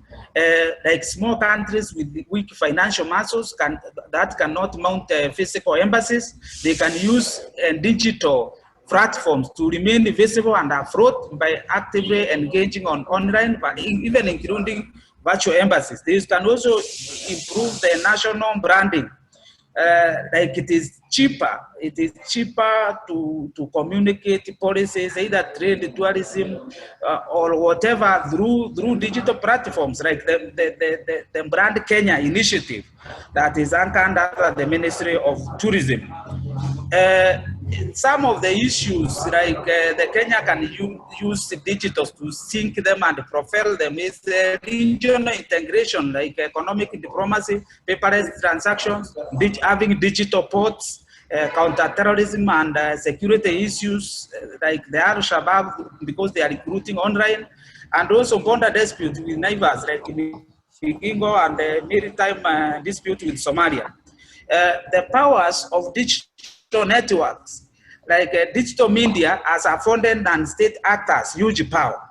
Power is currently shifting from the state to other actors, which since the attaining of the Westphalian sovereignty in 1648 has been the main actor in the global scene, but this one has been challenged, like inviolability of borders. Today, in the digital era, we live in the borderless world. The physical boundaries are being rendered nugatory, like non-interference with internal affairs. That concept is still not valid today. You remember well, Internet Research Agency has been accused of interfering which is a Russian-based agency, with the US elections of Trump in 2016. Cambridge Analytica has been well accused of being involved in the Kenyan elections of 2013 and through manipulating of data in 2017. The scholar Fletcher argues that the state can augment their ability by bringing into one basket other non-state actors to minimize dissenting voices on matters of foreign policy. However, some states are reluctant in relinquishing some of its powers, like promotion of sovereignty, and being stuck with the physical boundaries, which are being rendered nugatory by digital media. Kenya, as we can see, Kenya, like July, they launched a rural internet in Barun to increase internet connectivity in the rural villages. That will promote people-to-people diplomacy. People can get feedback real time. That is the beauty of the digital media. There is another development of another positive development in Africa was the launch of African digital platform in Kigali, Rwanda, targeting to empower women.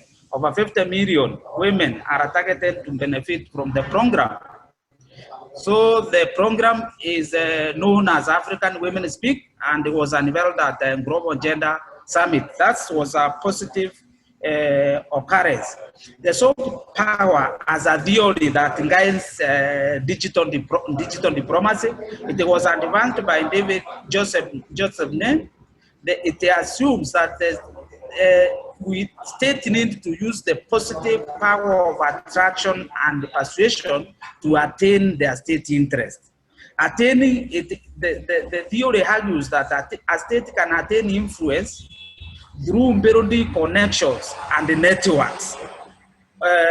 through persuading others on their offerings and their positive feeling. This theory abhors or discourages coercion as a means of state attaining compliance. You don't force others to comply with the idea through using harm tactics of coercion. So these are enhanced and brought what is referred to as global civilian power among the people. Also, I looked at the sharp power as a theory that works opposite to the soft power. It was advanced by Christopher Walker and Jessica Rudwin. The theory employs the use of manipulation and the destruction of information and the data by state for selfish ends. The purpose is to monopolize ideas and suppress negative alternative narratives about those states that are applying it. The sharp power manipulates the minds of the target population in order to win their behavior and undermine the political and administration of that country for ulterior motives. To attain such agenda, states collaborate with either African institutions, news agencies, both mainstream and social media, to spread conspiracies, misinformation, and disinformation about Africa. A thinking case is, if you look at Chinese Language Council, it asserts that there are 54 Confucius institutes in Africa alone, spread across 33 countries, situated in various universities and colleges, which at times we can try to decode why too many. What is the propositions of having so many such cultural institutions in one continent? There is also that side of digital diplomacy, and this one is exhibited in a manner in which fake news, misinformation, disinformation get easily transmitted through digital media. As I earlier alluded, I gave an example of Cambridge Analytica versus 2017 Kenyan elections. You remember the issue of Canadian embassy versus Saudi administration, the Twitter that sparked the even recalling of the ambassadors. There is also issues of now the Trump and the very popular app called TikTok, that the Trump are saying this as Chinese app for espionage. They are spying they are spying Americans, and they want Americans not to use it. There is also the issue of Internet Research Agency that is accused of manipulating US elections. So the bottom line is that the states need to establish legal regimes to monitor the digital misuse. Today, even in Africa, even areas, conflict-ridden areas, and elections, digital media is used to foment fears and spread misinformation, either during the civil conflict, border conflict, or the elections. Illegitimate and state actors like Al-Shabaab have resorted into digital technologies to plan attacks, recruit new members, stream violent acts like terrorist attacks, and send smear campaign messages to just spread fear.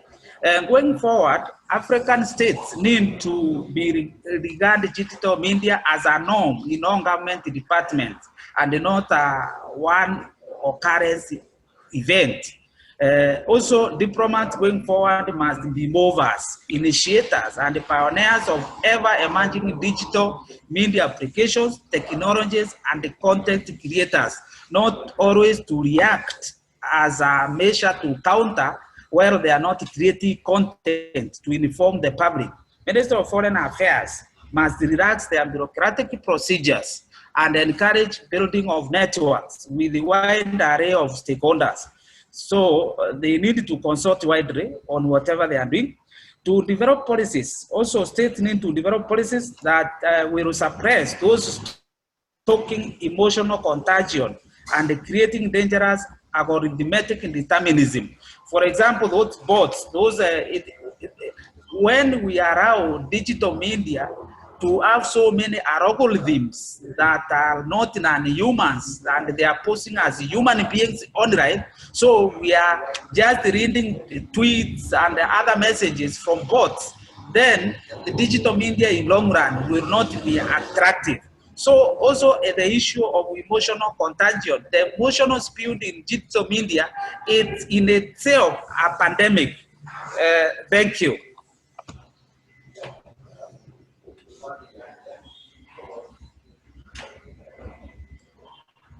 Thank you. That's my presentation. Thank you very much, Sebastian. We really allowed you to have all the time you wanted. I'm happy at least you have managed to make your point. Without wasting more time, we want to move to my namesake, Patrick. Patrick, you have a very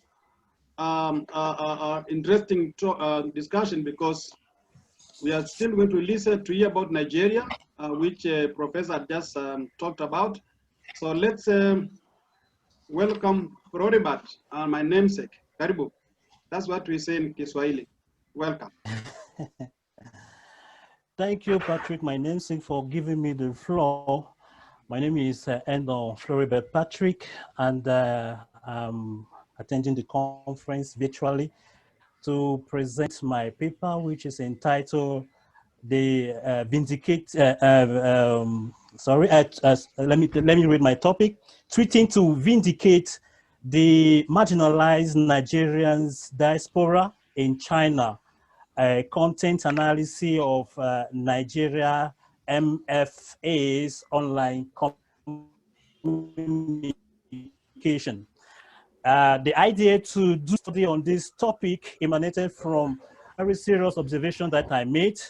And that observation is that most African diplomats, most African embassies and ministries of foreign affairs tend to limit their understanding and practice of digital diplomacy to an online presence or to posting or blogging only to communicate consular warnings or to spread or communicate specific information about their activities.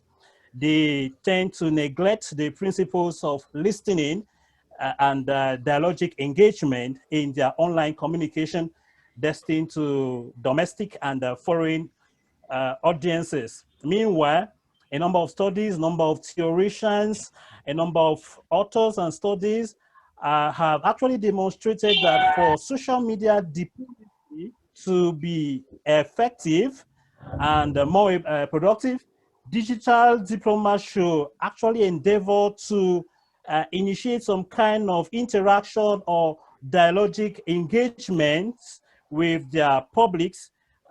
So whenever they are embarking on any form of social media diplomacy, social media-based campaigns. So users of social media most often expect diplomats to interact with them and not to only appear to have a presence online without a kind of interaction. And so any diplomat who prefers, who chooses to use a one-way communication model in his style of posting or blogging generally runs the risk of sounding boring or of irritating his audiences. So this is what we can gather from literature. So I took interest in it.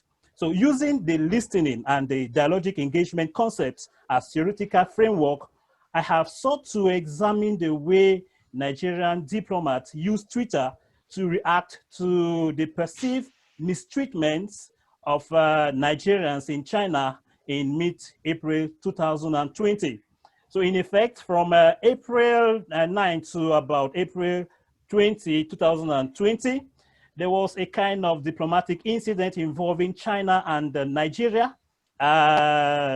So there was a diplomatic incident in which that was fueled by a series of images and discussions that emerged online and that were around the mistreatment of Africans in general and the Nigerian diasporas in particular in the city of Guangzhou in China. So the Chinese authority actually initiated strict measures to mitigate an increase in imported cases of COVID-19 in the Guangzhou province.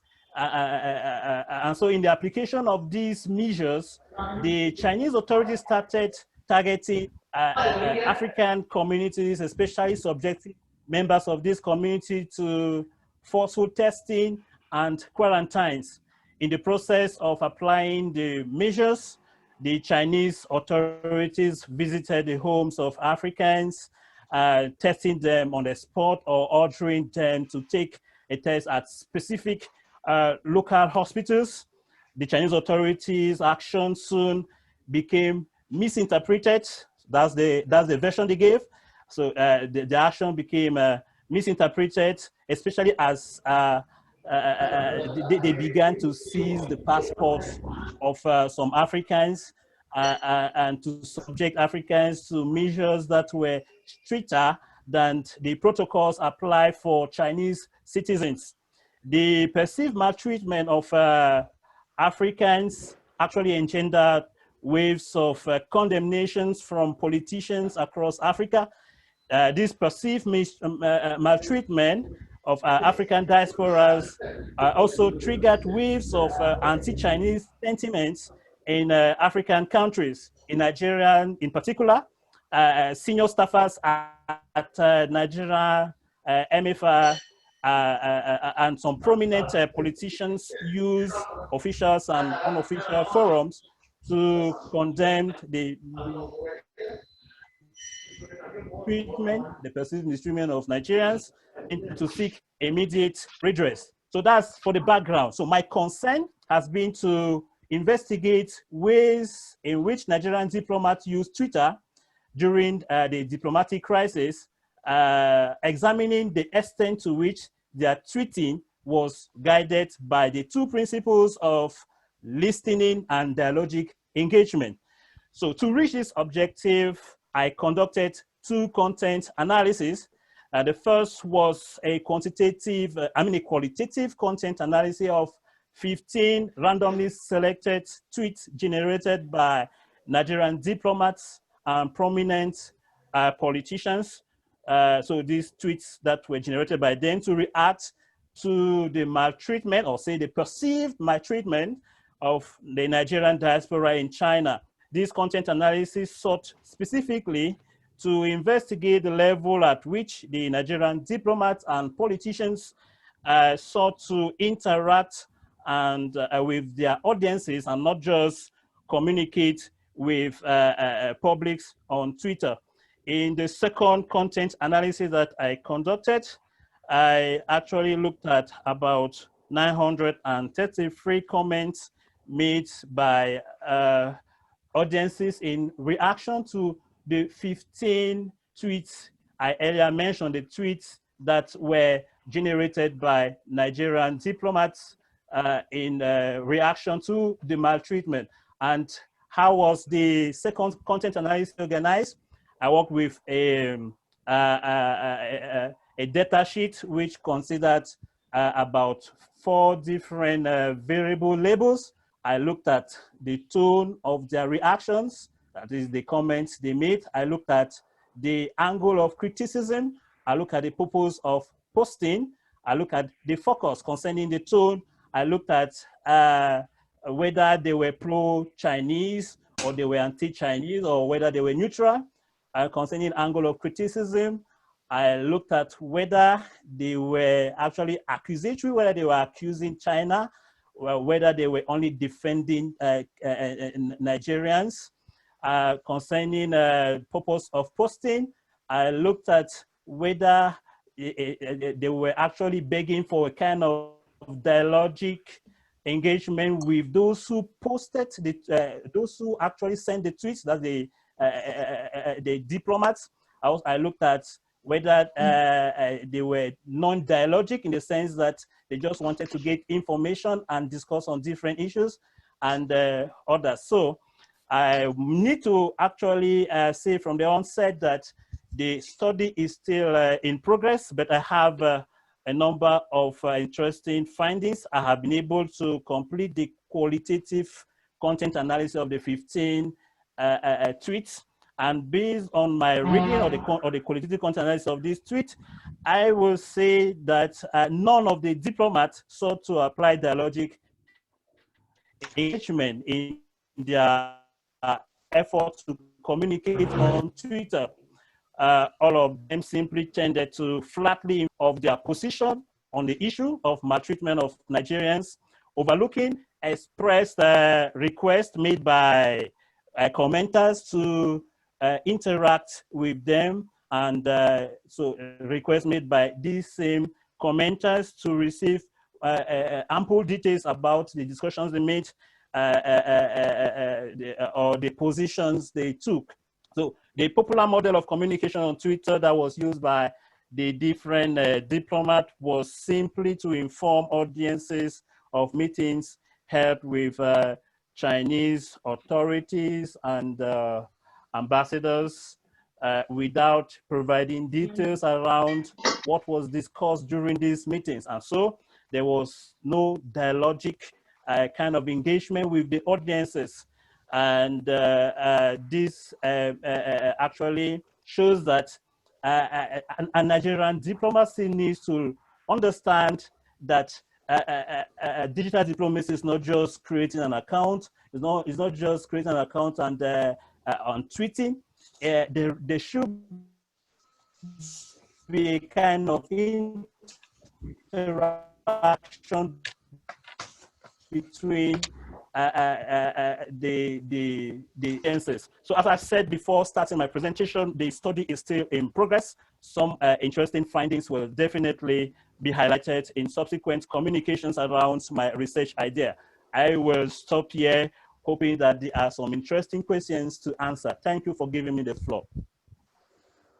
Thank you very much, Floribert. That was a short one, very good, articulate, and straight to the point. And I think now the floor is open for interrogation. Colleagues, we've listened to Bob with its paper on From Interest to Strategy. Quite interesting, very futuristic. I think I tried to send a comment, but I've seen it is like I sent it to Mwangangi. Mwangangi, you can resend that comment. Bob, what I was inquiring from your paper is that you seem to be living in the future. You have a lot of confidence with regard to these new digital gadgets as forums for diplomacy.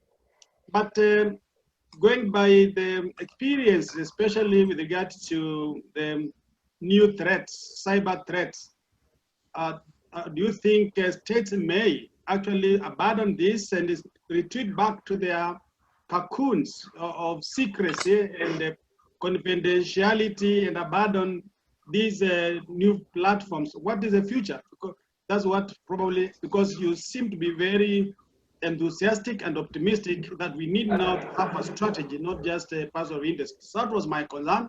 But of course, quite a number of issues have been raised, and I would allow people to raise their own questions. Mwangangi, you took us through a very long paper, and you are trying to show how Kenya uses digital diplomacy in pursuit of her national interest.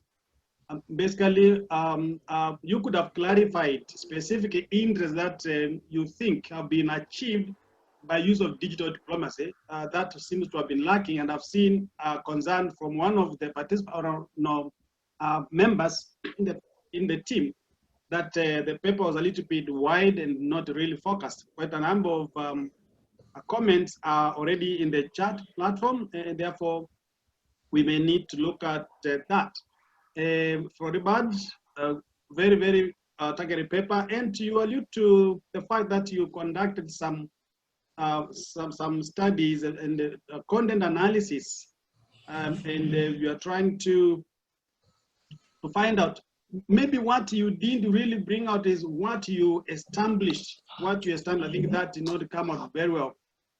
However, I have seen in the chats, people have already given you their thoughts, questions, which you can respond to. So can we go first with Bob? Bob, kindly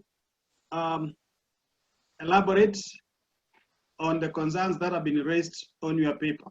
Thank you. Okay, I think, thank you, Dr. Maluki. And I think the question of being gung-ho and forward-looking, even as we know that there are some basic problems. Why are you giving us so much hope on this new thing, and we are not yet sure whether it will work, it will disadvantage, we have digital divide. Diplomatically, isn't that kind of threatening? Okay, just to add more.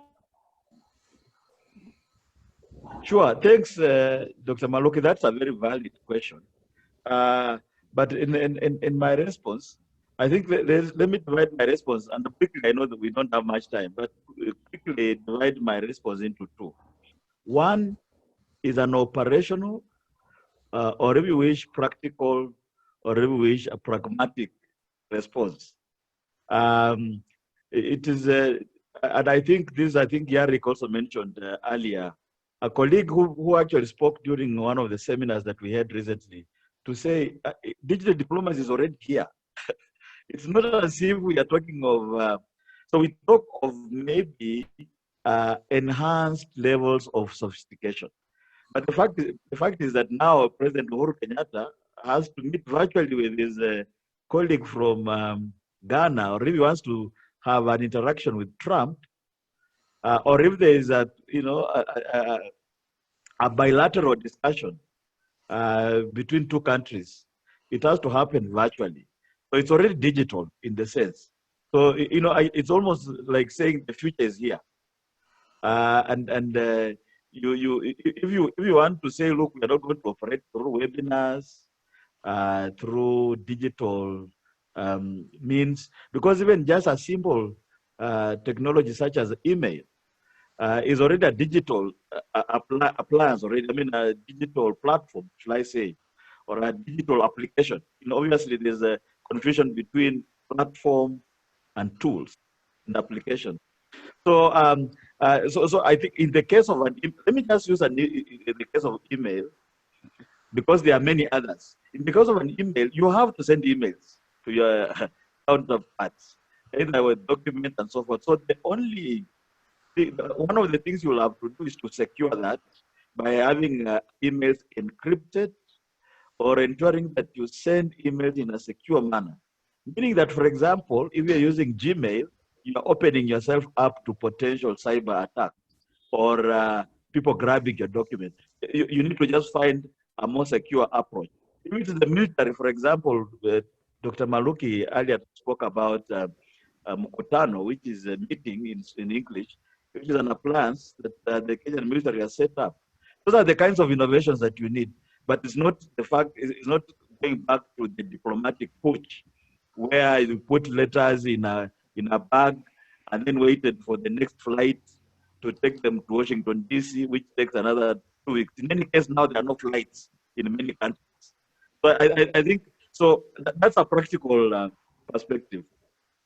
Conceptual one, which is very also futuristic as well, is the whole idea, and I think this is what people like Everett Roger, people like Schumpeter have talked about, the whole idea of a paradigm shift.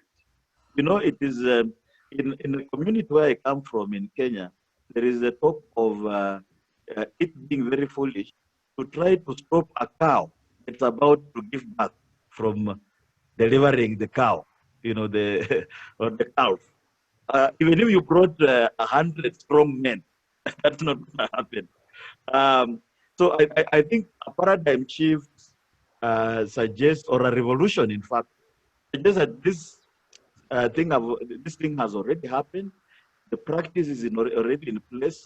You just try to live with it, and therefore conceiving it as a.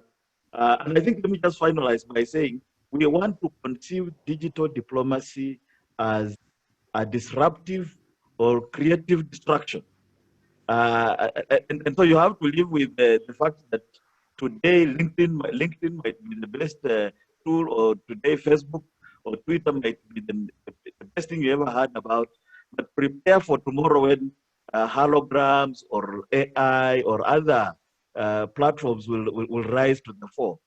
In fact, let me just end by saying, when we look at places such as Facebook, in fact, there was in the 2000s there was MySpace. Today, nobody hears about MySpace, and yet it was all the rage. I remember presidents and ministers talking about it. In the late 2010s, there was a talk. Facebook was all the rage, but now Facebook is actually losing out to WeChat and so forth. So it's as if you have to live with disruptions that are continuous, and that's the new normal. Thank you. Thank you, Bob. Thank you for that elaborate response. Anyone with an issue to raise with Bob before we rest his case? Any advice, interjection, support?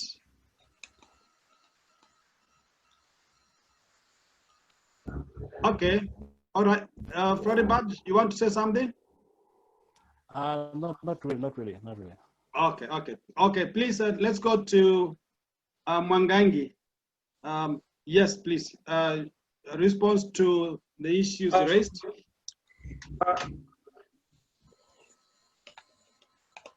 I want to respond to the issue raised by Bob on what can you say about the fact that the heavy use of internet might lead to collapse of internet infrastructure. My response to that is that the only way the internet can collapse or can look unattractive, it is only if it continually be used to foment negative issues. For example, if we allow a lot of negative artificial intelligence use on the internet platforms, that can discourage the users and slowly can lead to the death. If we allow the internet to be used to stop emotions, that one can discourage the people and elaborate a propaganda too, for example, and can lead to its death because of poor assumption and adoption. If we allow those who propagate the views of sharp power, those who believe in manipulating the others, and the internet becomes the only interest, in the long run, it can lead to the eventual collapse. But if we continue, for a greater extent, then internet is used to advance good causes about the states and even non-state actors, then it has a very brilliant and great future, because nothing has ever cropped up that has interconnected millions and millions of people like the internet. The second question is on the legal framework. On the legal framework, like Kenya, we have the Cybercrime Act. However, as Maruki continually used to tell us in class, that the issue of digital has led to the death of distance. And with the state the legal frameworks of the nation states as individual, they have not killed the distance. Still, they have boundary limits for them to apply. So therefore, we need an global or a regional legal framework is lacking. And that's one we need, the states need to converse and come up with a digital legal framework that handles the issues that spill over across the borders. For example, even now, like my colleague was saying about the email, does an email constitute a diplomatic bag? If yes, do we have a legal framework to protect that one as a diplomatic bag? Because if you look at the Vienna Conventions on diplomatic immunity, it is nowhere you will meet the term online, the term digital, the term internet. So the only hope is that the state rely on expanded explanation, because at some point there is clauses that say they protect the assets of the either embassy wherever they are. So you assume wherever they are also include an assumption. And the reason why I'm saying it's an assumption, such amendment and the legal regimes need to come up to expressly those issues is when an email of European Union was intercepted after the UNDA meeting in summarize in interest of time. Okay, so we need, bottom line, we need, yes, bottom line, we need more sense. There is hope for digital diplomacy, and there's a future. Thank you. Thank you, Sebastian, for that response. Maybe a few take home or take away would be like the kind of the ifs. You know, the ifs you raised are very important because they form part of the critique. It may not be just a straightforward thing to use internet to pursue national interest. In any case, we have all the other challenges like misinformation, disinformation, you know, conspiracy theories taking place. So I think as you write your paper, you need to be alive to the other side of the story so that you know how to treat it. But so far, so good. Thank you very much. I think, Patrick. Yes, yes. Patrick, sorry, let me just jump in very quickly, if you allow me. A second. Yes, yes, please. Yeah, I think Mwangangi has touched on some very interesting point there, which I've seen elsewhere in other writings, but it actually just struck me as very interesting. If you look at the Vienna, what is just said, the Vienna Convention on Diplomatic, is it, what do we call it? Diplomatic, relations. It's relations, not immunities. Immunities are contained in the diplomatic convention. Yes, yes. The that convention is the Bible of diplomacy, and yet, as he rightly puts it, there is no mention of online, there's no mention of email, there's no mention of whatever. And I think here, if for example he chose to for his research work, he could actually just focus on that, and it will be a huge contribution. That we are talking of diplomacy in a digital era, but diplomacy itself is still stuck in conventions and practices that are old. So there are no instruments that are up to date. And what is the implication of that? I suppose that's the kind of work Mwangangi will be called by, you know, the people from the UN and so forth to, you know, kind of give advice on the way forward. Yeah. Anyway, thanks.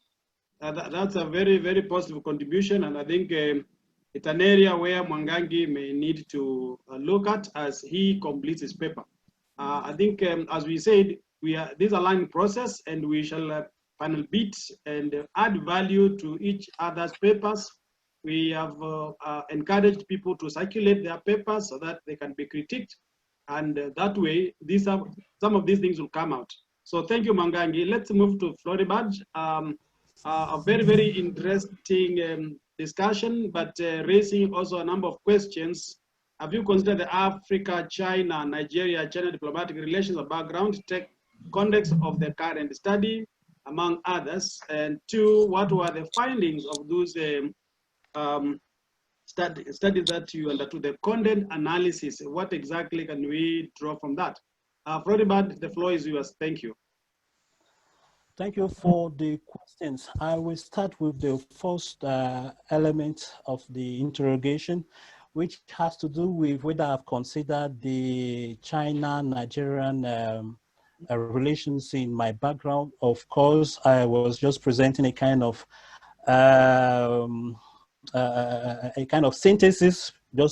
But I know China is Nigeria is one of Nigeria's main partners in development, but the diplomatic incidents was just around the fact that they kind of perceived xenophobia against Africans, against Nigerians in China, well, that's how most Africans interpreted it. And when I read literature, there are many authors who have actually highlighted the fact that this is a problem that has been existing for long. And when you look at the roots of Nigerians' reaction on Twitter, on social media, much of what they said was somehow fueled by this belief that there is this idea, this xenophobia there. I'm not supporting the theory, but I'm just like reporting what is obtainable when you read the literature. So all these issues are taken into consideration in building the background of the incident, and even the different chat or the online discussions that were generated as a result of the incident. So all that is taken into account. Now, concerning the methods that were used, as I said, the study is still in progress, but this is what happened. I actually used 2 content analysis based on my objectives. The main objective of the paper is to see to what extent Nigerian diplomats and politicians apply a principle of listening. Listening is a new theory in social media use, and it is traced to one statement that was made by a certain John Marshall, who is believed arguably to be the father of American constitutional law, something like that, where I read it somewhere. So there is this theory that says whenever you're using social media for diplomatic reasons, it is always better to make it interactive. So that's what they mean by listening and making it dialogic kind of engagement. So my work was basically focused on how do these diplomats apply these principles when they do that. So the first content analysis was qualitative in nature. Qualitative in the sense that I was able to gather 15 tweets by Nigerian diplomats, that's Nigerian diplomats and politicians, and I read their content based on the string of conversation with the different audiences. When there is any dialogic engagement, the diplomats will react to the comments made by commenters in the string. So when since this first content analysis was qualitative, I was just interested in the content of this tweet based on the reaction of the different commenters. And from my reading from this first content analysis, I discovered that there was no instance where a Nigerian diplomat sought to react to any comments that was made by either a member of the international community or a Nigerian. So that's how I came up with the initial finding of the studies, that they do not actually apply this idea of dialogic engagement. That's for the first content analysis. The second content analysis is quantitative in nature. Quantitative in the sense that I'm interested in frequencies here. So I was able to actually gather 973 reaction to these 15 tweets. So that's what I'm looking at in the second content analysis. And I developed a data sheet for that, which has 4 content categories. So there are about 4 variable labels I'm looking at. I'm looking at the tone, I'm looking at the reasons why they are reacting, the purpose, and so on. So this second part of the study is still in progress. So I've not yet completed this side. So I was just presenting the first part of my, how I've addressed the first part of my research question. Thank you. Thank you very much, Floribert. I think we've made it clear that it's work in progress, but it would be interesting to read that work, specifically when we want to know the tone and the content. Team or colleagues, I think we have come to the end of this session, and according to the program, we are supposed to break for a break. You have to have a break. I seek the guidance of Bob. How long should we have this break? Is it still tenable given that we've lost time? What is the way forward? Can I return this now responsibility to you, Bob? Thank you. Thank you very much. I think I would like to suggest that we skip the break, or in a manner of speaking, break the break, if there's any such word or such phrase, and just go straight into the second last session. because I think we had that break when we had challenges earlier. And in any case, perhaps we can aim for finishing on time so that we just conclude completely. And with those remarks, perhaps I'll now invite Dr. Floribert Patrick Endong from University of Calabar, who has in fact just presented to take over and moderate this session. Thank you. Thank you, Bob, for assigning me the responsibility to moderate this last part of this last session of the conference. In this session, we have 3 presentations. The first presentation will be done by Dr. Collins Ketie of the University of Benin. He'll be talking on smart digital platforms and diplomatic relations of Nigeria and the international communities. He has, I think, 20 minutes to present his paper, and after that, the next presenter will also present, and it's at the end of the 3 presentations that we are going to pick questions and ask the different panelists. So Dr. Ketie Collins of the University of Benin, you have the floor. You have 20 minutes to present your paper. Thank you to everyone. Can you hear me? I hope I'm on. I can hear you, but the volume seems to be low. You can go ahead, present. You can go ahead and present your paper. Okay. I am looking at smart digital media platforms and diplomatic relations of NAM and international communities. This paper is making an attempt to identify several, which include, of course, smart television, smart iPhones, smart tablets, and even smartphones.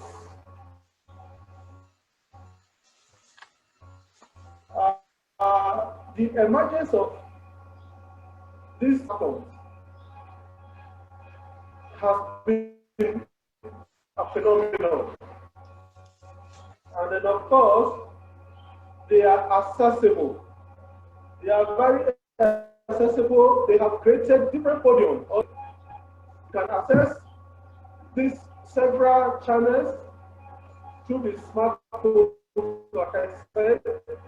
You have Twitter, you have the Facebook, the Instagram is there, and even WhatsApp. And of course, you have WeChat and YouTube, which is a common platform now for Nigerian youth to showcase what we have in this part of the world. Now, these several digital platforms are available for the government and also for the private sector. But for the government, this writer is not convinced if it has been well utilized, particularly in Nigeria. So the concern of this paper is to, has the Nigerian government apply this digital platform for diplomacy? We are saying that the internet has brought a great change in the society and even the environment. So it is a change that is expected that every country should key into. But we have a situation where the Nigerian government has not been able to adopt this, perhaps because they do not have control. The Nigerian government cannot control what comes out of Twitter, it cannot control what comes out of Facebook, or the social media in general. Perhaps that may be the reason. But this study has an objective. The first objective it has set for itself is to ascertain the digital media that are available in the space for the Nigerian state to apply for international relations. The study is also targeted at identifying the impact of the diplomatic relationship that Nigeria as a state has been able to build using digital diplomacy. And of course, it is an objective of this study to ascertain the impact and strategy of this digital media platform. When we talk about the strategy, what strategy, even if the Nigerian government, the Ministry of Foreign Affairs, the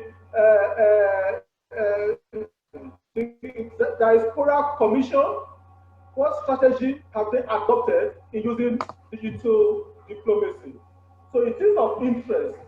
And with this objective, the corresponding research questions have been raised. What digital media stages are available in use by the Nigerian state or the government for international communication?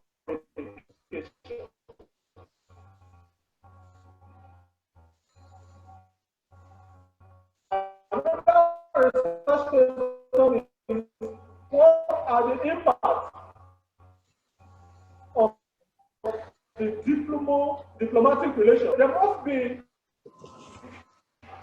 an impact of such communication. So what is the impact of the communication and digital diplomacy? And of course, it is of interest of this study to answer the question, what are the impact, the strategy of the social media platform engaged? What strategy, and of course, which pattern or approach is adopted by the Nigerian government in applying? This study is anchored on two basic theories, which are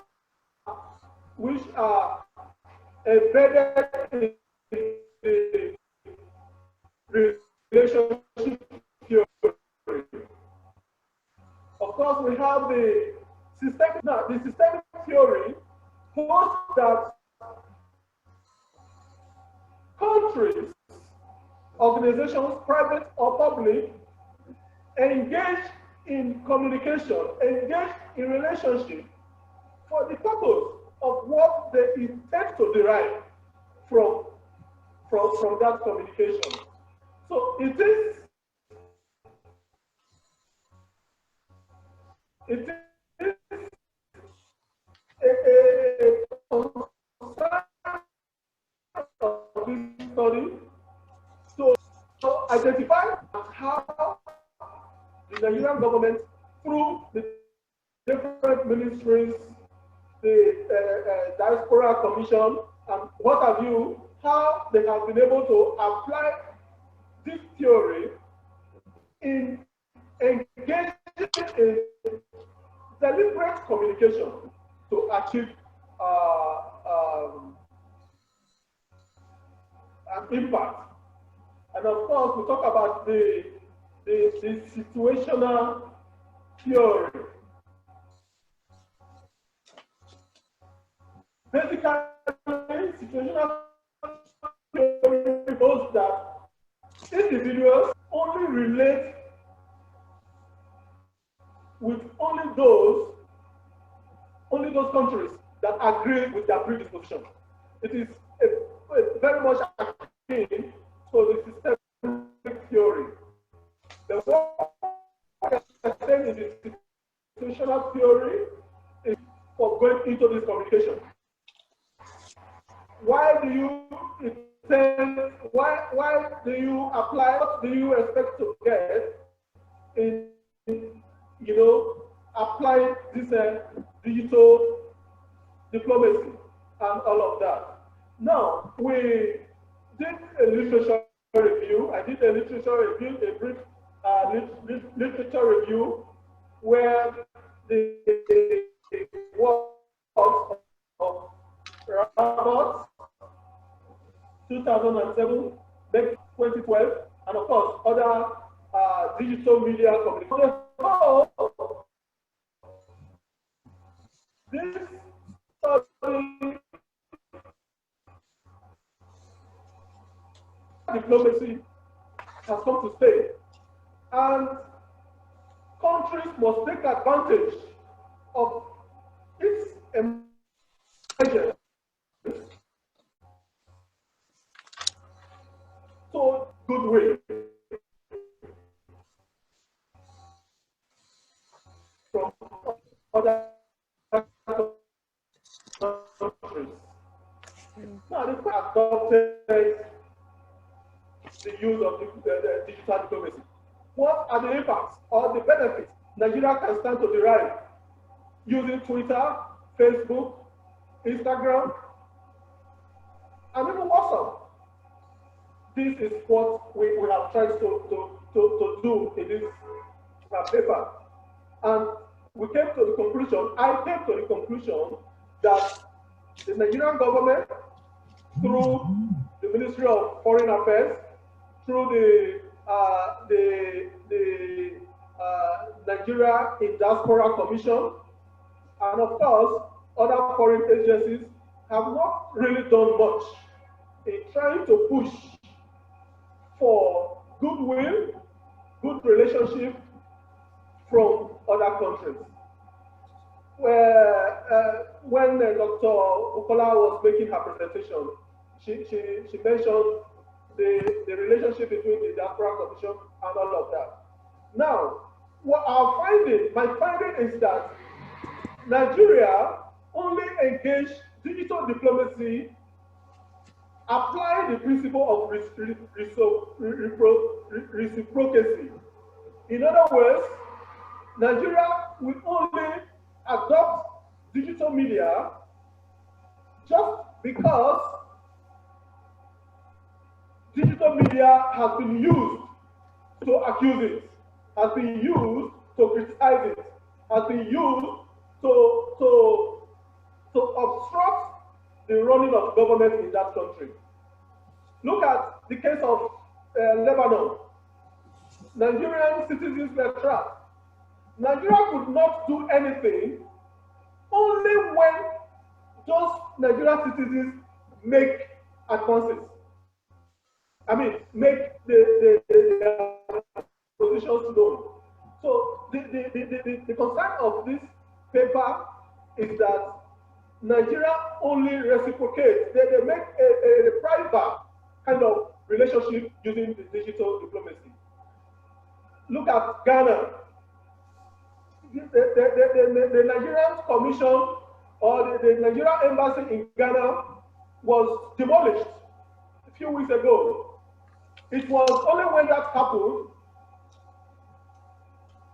you see Nigerians adopting some level of digital diplomacy to begin to react.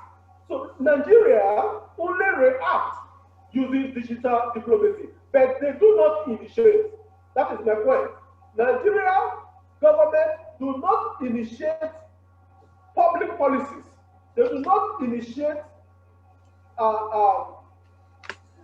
goodwill coming to them as a country, except they only react.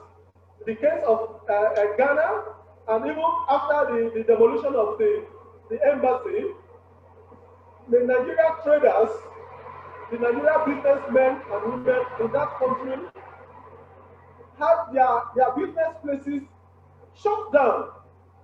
Now, these Nigerians in Ghana have to cry out through the social media. And it was only at that point you hear Nigeria coming into play. So, what we have discovered in this study is that Nigeria only adopts the application of this digital media with the several platforms available only as to reciprocate whatever the international community must have said. There's no doubt the president has his own Twitter handle. The Minister of Foreign Affairs has his own Twitter handle. And of course, their Facebook pages and what have you. They are not active. They are just passive. They are passive monitoring events. Perhaps only. Dr. Collins, I think you need to put on your camera, and you have 2 minutes to round off. Hello? I can't hear you. So please put on your camera, and you have 2 minutes to round off. Okay. Jambo Banandu. So that is the position we are right now, where I'm actually on what you call it, a webinar. A seminar. We are on the floor, and I'm even the next presenter, so I've not been checking my Collins, we are not hearing you. I don't know whether it's connectivity problems. Can you hear us? I'm not seeing you. yes, I can hear you very well. Yes, And I think Martin also needs to stop talking. Martin? I can hear you very well. Yes, Dr. Collins, you have 2 minutes to round up. Yes. So the study therefore concludes that there is a need for Nigeria and the government agencies to deliberately use digital media to attract goodwill. And much after that, the study recommends that there must be a deliberate use of Twitter, for example, Facebook, Instagram, Telegram, and what have you, to deliberately reach the international community for favorable relationship. Thank you. Thank you, Dr. Collins, for your wonderful presentation. I will go straight to the second presenter. This is for the interest of time. He is going to make his presentation, and I, as organized, it's at the end of the third presentation that we are going to pick questions for the different presenters to answer. So the second presentation will be done by Mr. Martin Nguru. He will be talking on the digital diplomacy and the depth of traditional diplomacy, a reality or myth, a truth or a farce. It sounds very interesting. Mr. Martin Nguru, you have the floor. We would like to listen to you. Thank you very much, Dr. Idong. And looking at the program today, I was wondering if my topic is misplaced, because I see it talks of online culture imposed by COVID-19, and there's nowhere in my presentation that I mention COVID-19. However, according to what I have received as a plan, you are supposed to talk about digital diplomacy and the depth of traditional diplomacy, a yes, reality or myth, a truth or a farce. So we are listening to you. Very well. I want to begin by saying that this paper is informed by a debate in the academia to the effect that the advancement of technology has had a major effect on diplomacy, and that advancement of technology could lead to the death of diplomacy, or it could lead to the withering of diplomacy. And that's why I'm saying, is this a reality or is it a myth? Is this a truth or is it a farce? I want to begin by making an exclamation. My God,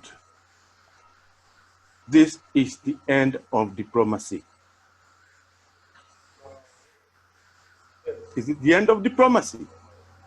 This was an exclamation that was made by Lord Henry John Temple Palmerston,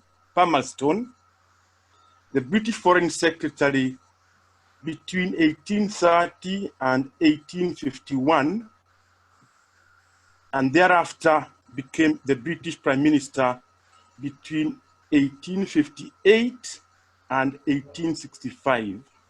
And this was after he received the first telegraph.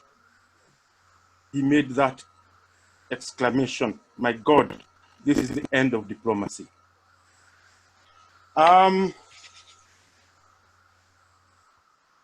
I don't want to dwell so much on that. I want to very briefly talk about the background on digital diplomacy and say that information communication technology, or ICT, has changed the way traditional diplomacy has always been practiced. Indeed, it has done so to the extent that we now talk of digital diplomacy as a new form of diplomacy. In this age of information superhighway, diplomacy has undoubtedly been transformed from the way it has always been conducted, thanks to technology, which has provided instantaneous access to information. Indeed, the international arena has, for the last 2.5 centuries, I would say, or so, been impacted upon a lot by technology, brought about by the Industrial Revolution. I will want to say that there have been 4 phases of the Industrial Revolutions, there have been 4 industrial revolutions. One that began in the 18th and the 19th century, beginning in Britain, then spreading to the rest of Europe, and thereafter to the rest of the world. The second phase was at the outset of the 20th century. The third phase was probably beginning around 1980s, and the current phase would have begun with the new millennium. I'm going to very quickly go through the impact of the various stages in the development of diplomacy. And in doing this, and I'm doing this if only to demonstrate that digital diplomacy, in my view, actually may have begun with the onset of the first phase of the Industrial Revolution. No wonder the exclamation by Lord Palmerston when he received the first telegraph in the 1850s. What were the effects of the first phase of the Industrial Revolution? The advent of the machine during the first phase of the Industrial Revolution gave diplomacy a new face with F, not PH. It enlarged the scope of diplomacy and changed the character of diplomacy. The machine transformed the basic structure of society in that as industrialization developed, this led to the increased need for markets, increased need for raw materials, increased need for small space for surplus populations, increased need for investment of capital abroad, etc. And with increased production the need arose for improved transport because the old wooden sailing ships could not be adequate or were inadequate for the modern requirements. The outcome was the steamship, which revolutionized ocean transport. We had steamships rather than the boats and vessels that were using masts. And the discovery of the steam engine or the engine was also applied on land, creating the railway and also a motorized car. Following this, a chain of interdependent international activities emerged, which linked manufacturing in Europe with the rest of the world. And with production, finance, transport, now came internationalization, and there was interpenetration and interdependence of states. And therefore, although divided, the world had become economically one. What I would, in my view, consider the beginning of globalization. The first phase of the Industrial Revolution has had various effects: political, economic, social, scientific, and so on. I do not want to dwell so much on that. This was a period when we had the invention of the telephone, invention of the radio, and such gadgets. The second phase of the Industrial Revolution saw the scope and destruction of the First World War, 1914 to 1918, which brought about some important new ideas about the practice of diplomacy. The new type of diplomacy, as it was baptized by Woodrow Wilson, the US president, when he addressed the US Congress in 1918 in his so-called famous 14 points, became open. Woodrow Wilson said that diplomacy had moved from secret diplomacy to open diplomacy, where diplomacy was to be practiced and conducted in conferences, open conferences. This form of diplomacy led to the formation of the first international organization, that is the League of Nations, and thereafter a proliferation of very many other sub-regional and regional and international organizations. The third phase of the Industrial Revolution, the third phase, which began around the 1980s, witnessed the end of the Cold War, much towards the end of 1980s, and it also witnessed enormous advancement of information communication technology, ICT, and other aspects of the information revolution.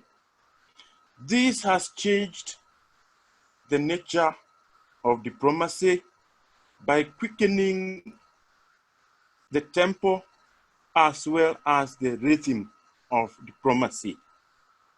I move on to the fourth phase, and I'm doing this so that I can try and cover the main focus of my presentation. The fourth phase, which is the current one, has witnessed tremendous growth of information communications technology to a certain extent that it is referred to as the information superhighway age, the ISA, which has indeed ushered in a transformation of diplomacy. I don't want to dwell on that so much. It has been explained by the first presenter, the various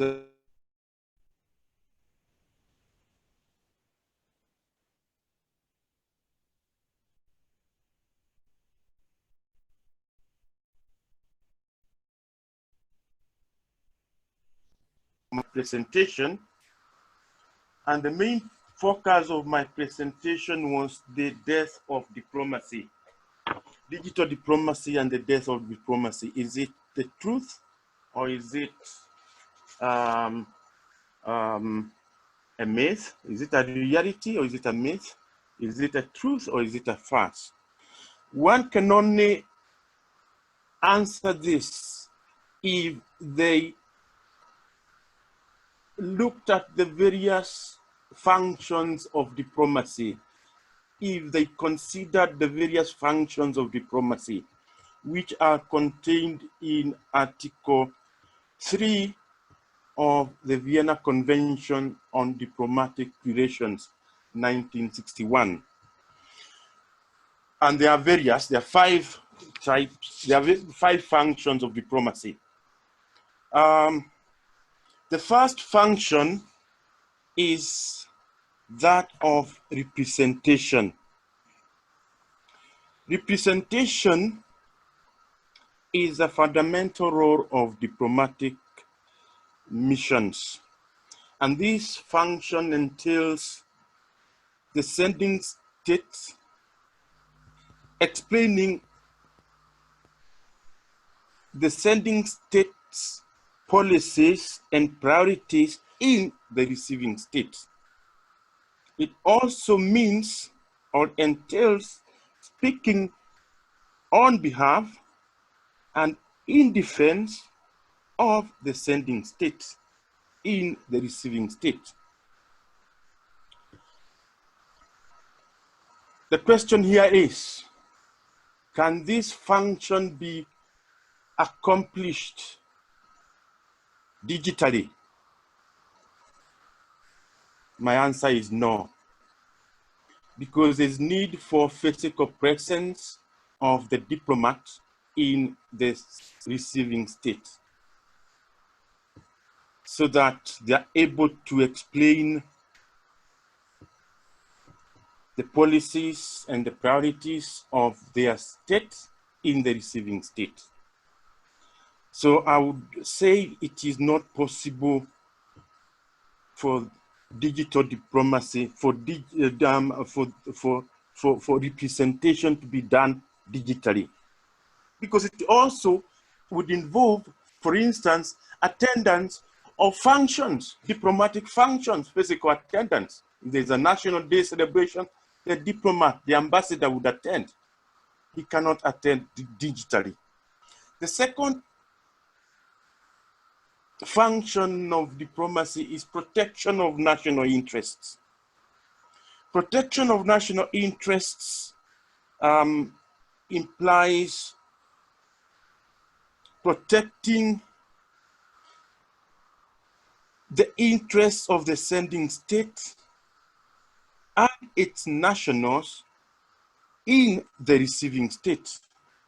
And this would entail making consular visits to nationals of the sending state who are in distress in the receiving state. Can this be done digitally? Definitely not, because visits are necessary where a diplomat is protecting nationals from injury or disadvantageous treatment by the receiving state. Negotiation is another function, and negotiation has been for long regarded as the main or the most substantive function of diplomacy. And this is because all the other functions of diplomacy revolve around negotiations, be it representation, be it protection of national interests. There is some aspect of negotiations that are involved. Although negotiations are more common in multilateral diplomacy, they are also important in bilateral diplomacy, and they touch on diverse interests of the sending state. Can this be done digitally? In my mind, negotiations can be conducted digitally by probably teleconferencing, or like now through Zoom, Google Meet, and all those other platforms. But the point I want to emphasize here is that negotiations would be more effective if they are done face-to-face than if they were done digitally. Because it is important, for instance, to even see the body language of the other negotiator, which cannot probably be very well discerned digitally. The other function is promotion of friendly ties, or promotion of friendly relations between the two states. The promotion of friendly ties is a blanket function that involves many things, some which are tangible, whereas others are not. It is also a fundamental rationale of establishment of diplomatic relations. Countries establish diplomatic relations in order that they can promote relations between themselves. And this function involves developing and promoting a wide array of relations in various fields such as economic, political, scientific, educational, cultural, name it. There are many. Whilst promotion of friendly ties could be done digitally, it could be done digitally, yes. It would be more effective in my mind if it is done face to face. It requires the presence of the diplomatic agent.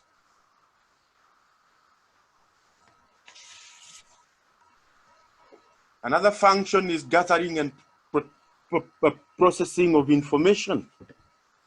A diplomat is expected to gather and process information in the receiving state. And this function entails ascertaining the conditions and developments in the receiving state and reporting about them to the government of the sending states. Mr. Guru, I will want to kindly request that you use 3 minutes to round off. Thank you. Pardon? I will kindly request that you use 3 minutes to round off. All right, very well. The gathering of information is in modern times much less cumbersome and much less difficult than it was earlier before the development of modern communications and information technology. So with technology, this function has become easier because it can be done instantaneously. The the sixth function actually is consular functions. It is contained in Article 3, paragraph 2. The other 5 are contained in Article 3, paragraph 1. Now, the consular functions can be done digitally because this would be probably the issuance of visas and things like those. Digitalization can facilitate or enhance consular functions. Now, I want now to indeed go to my conclusion, and here I want to cite Nicholas Weston, who wrote in 2008 and noted that international relations had always been profoundly affected by technology. Yeah.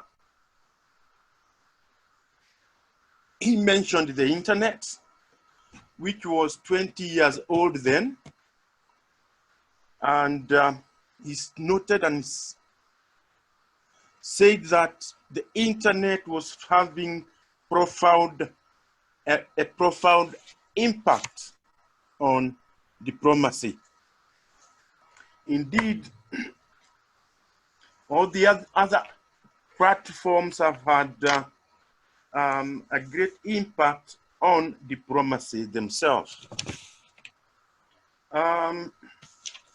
To sum up completely now, I want to ask myself, is diplomacy on its deathbed?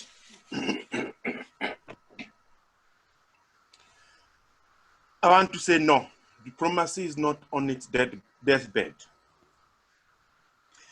But diplomacy, traditional diplomacy has withered. I refuse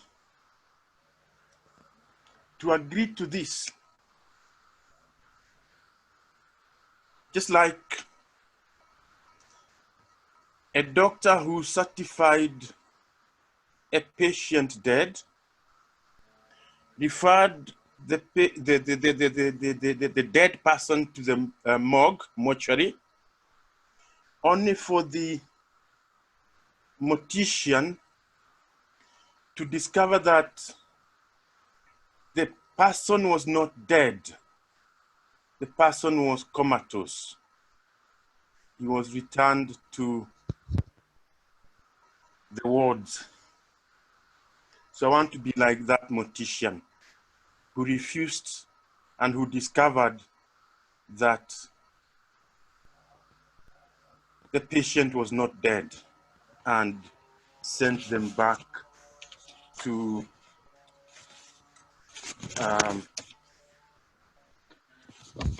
the wards. Now, indeed, one can imagine the impact of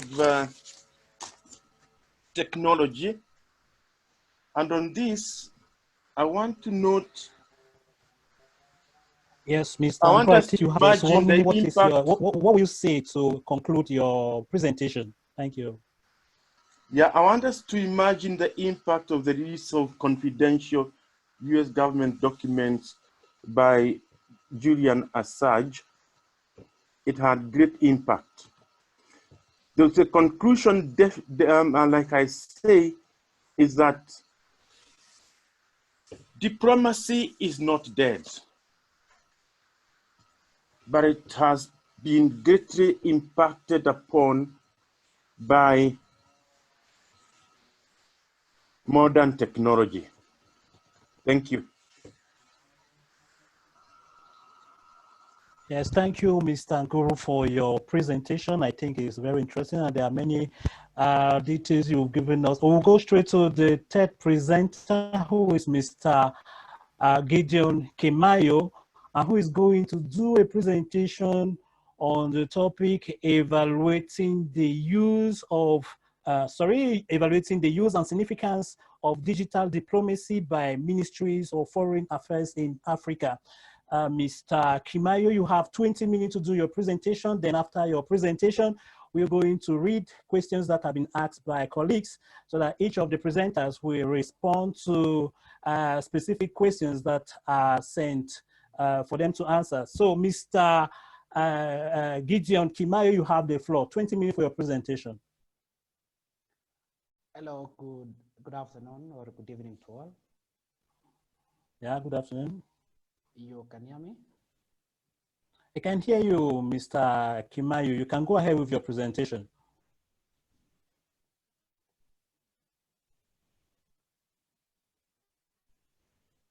Mr. Gideon Kimayo, I'm hearing very well. You can go ahead with your presentation, which is on the title, on the topic, rather, evaluating the use and significance of digital diplomacy by ministries of foreign affairs in Africa. You have 20 minutes for your presentation. Okay, thank you. I'll go straight to the introduction. And diplomacy is punctuated by questions relating to its magic and the mystery, or on its modus operandi. With the advent of digital diplomacy, it has underscored now more about the magic and the mystery of diplomacy. Digital diplomacy is perceived as enabling direct communication between diplomatic agents and foreign publics. Africa, like the rest of the world, has witnessed a digital revolution where the Ministry of Foreign Affairs have migrated to social media. But the African continent continues to be mistakenly considered as being technologically handicapped, and this has placed the continent at disadvantaged position in terms of scholarship about cyber realm of diplomacy. Consequently, the existing scholarship on the majority of digital diplomacy concentrates on Europe and North America, precluding Africa on such analysis. Such Western-centric approach does not appreciate the universal nature of digital diplomacy. A close scrutiny of Africa reveals that Ministry of Foreign Affairs in African countries use Twitter or Facebook platforms as an emerging trend one, which has attracted but little academic interest. To contribute to this scholarship, this paper adopts Kent and Taylor's framework for dialogic communication to examine the degree to which dialogic communication has been embraced by African foreign ministries in relation to the content, media platforms, and the engagement of the public. Focus of the analysis is the value in terms of nation branding, diaspora diplomacy, and the networks. The paper is organized into 5 parts. The first part is try to conceptualize diplomacy and digital diplomacy to locate where we get the digital diplomacy in the broader concept of public diplomacy. The second part is the theoretical framework, where I use Joseph Nye, soft power, and also the Kent and Taylor's framework for dialogic communication. The third part is now Africa digitalization of diplomacy, where I make general observations. So now social media has been used, or digital technology has been used within the realm of diplomacy.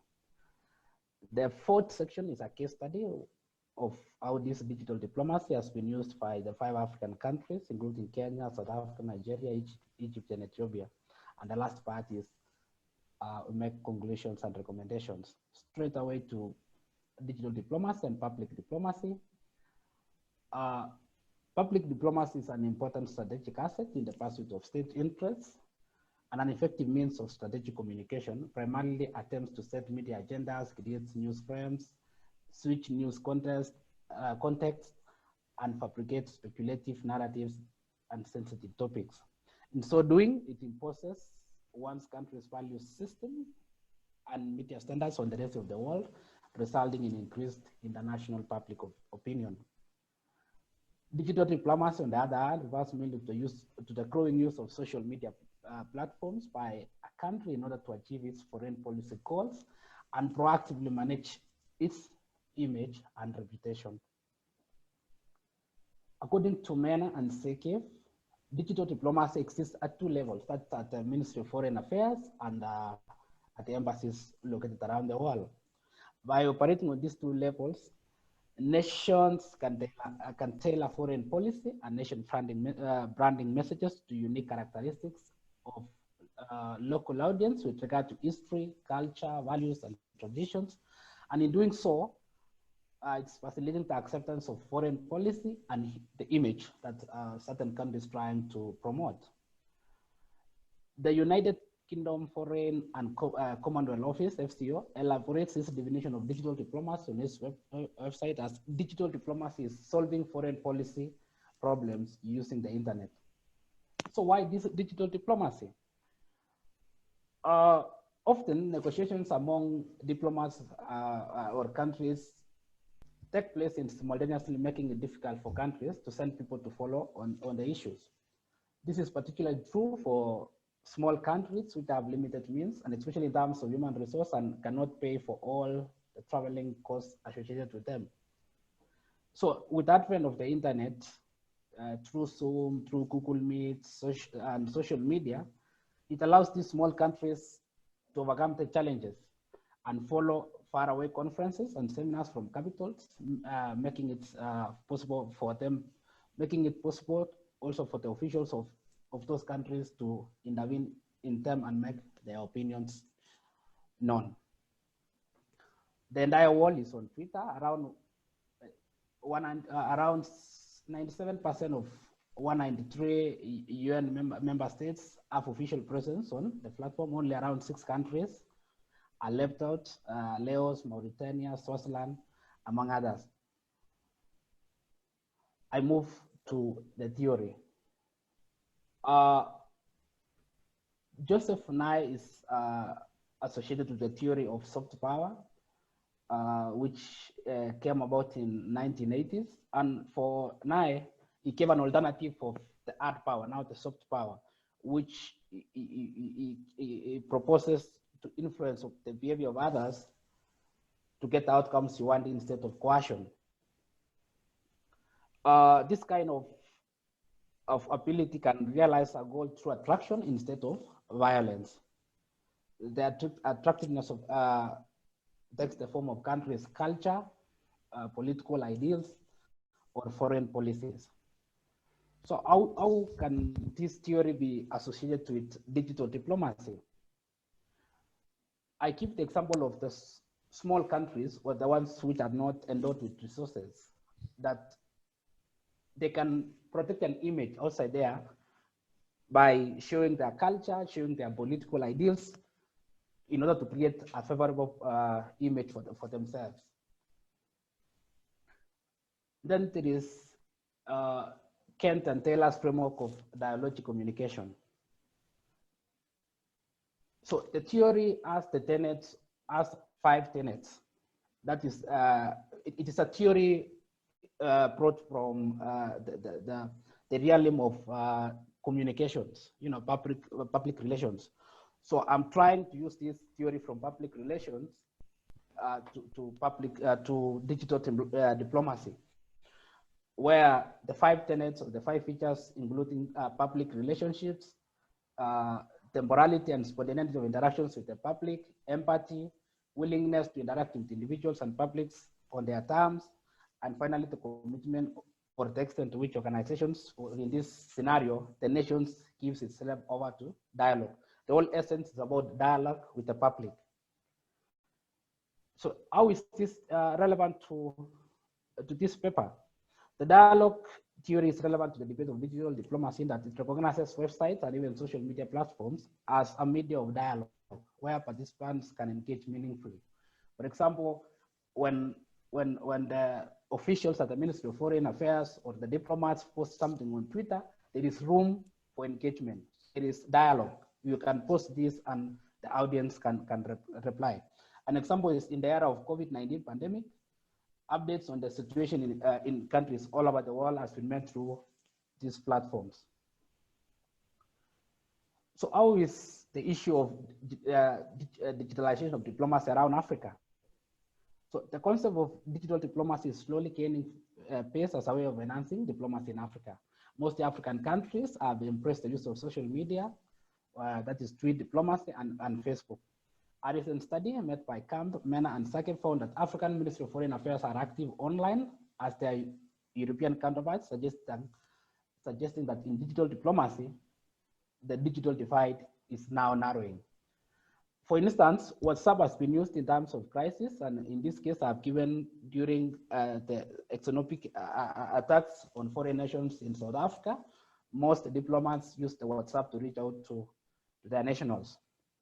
The incorporation of social media into the conduct of diplomacy may bring additional value to African countries in three main areas. That's through diaspora diplomacy, network diplomacy, and nation branding. Nation branding. I've given examples. For example, Kenya has attempted to cultivate its public diplomacy through encouraging interaction of public and government through government websites, Facebook, Twitter, and other social media handles. In my paper, I've given the specific examples. Digital diplomacy may enable African nations to manage their global image, increase their media visibility, and attract foreign direct investment, and amass soft power resources. Through social media, the stereotypes about African nations as a third world nuclear of corruption can be negated. It can project a different image of what is reported by the Western media. For example, such was the case during the Kenya's online campaign launched during the Barack Obama's visit to the country in July of 2015. In South Africa, the brand South Africa is also vibrant in social media. In Egypt, social media has been instrumental in changing of repressive regimes and restoration of wider public space. After many years of civil and political unrest, the country has taken the digital platforms to market the country's culture and tourist destination globally. For the diaspora diplomacy, given the size and the global spread of African diaspora, several African nations are investing in growing resources in strengthening their ties with the expatriate communities. Social media can help African nations maintain close ties with their global diaspora. An example is the Nigerian embassy, for instance, uses Facebook and Twitter to create a vibrant social network in which information on embassy events and Nigerian political issues is shared alongside information on investment and on opportunities in the country of origin. Likewise, Kenyan embassies use social media to provide consular assistance to experts alongside information on investment opportunities in the country of origin. The last important value for the digital diplomacy is on the network diplomacy. For African countries, they can use social media in leveraging their position in the global diplomatic arena. This allows smaller nations to leverage their position through online activity that may be imagined as a form of social media mobility. Recent evaluations have shown that African Ministry of Foreign Affairs have been able to use social networking sites to elicit such mobility. For instance, Kenya's then Foreign Minister, Ambassador Amina Mohamed, served as an important hub of information as she connected ministers that didn't follow one another directly. Thus, Ambassador Mohamed was an information junction in this network, attracting attention from peers around the globe. Another example is the Ethiopian Prime Minister uses Twitter to reach out to various ambassadors. In the scramble for the waters of the Nile, the digital platforms have been used by Egypt and the ambassadors for the acceptance of the Grand Renaissance Dam.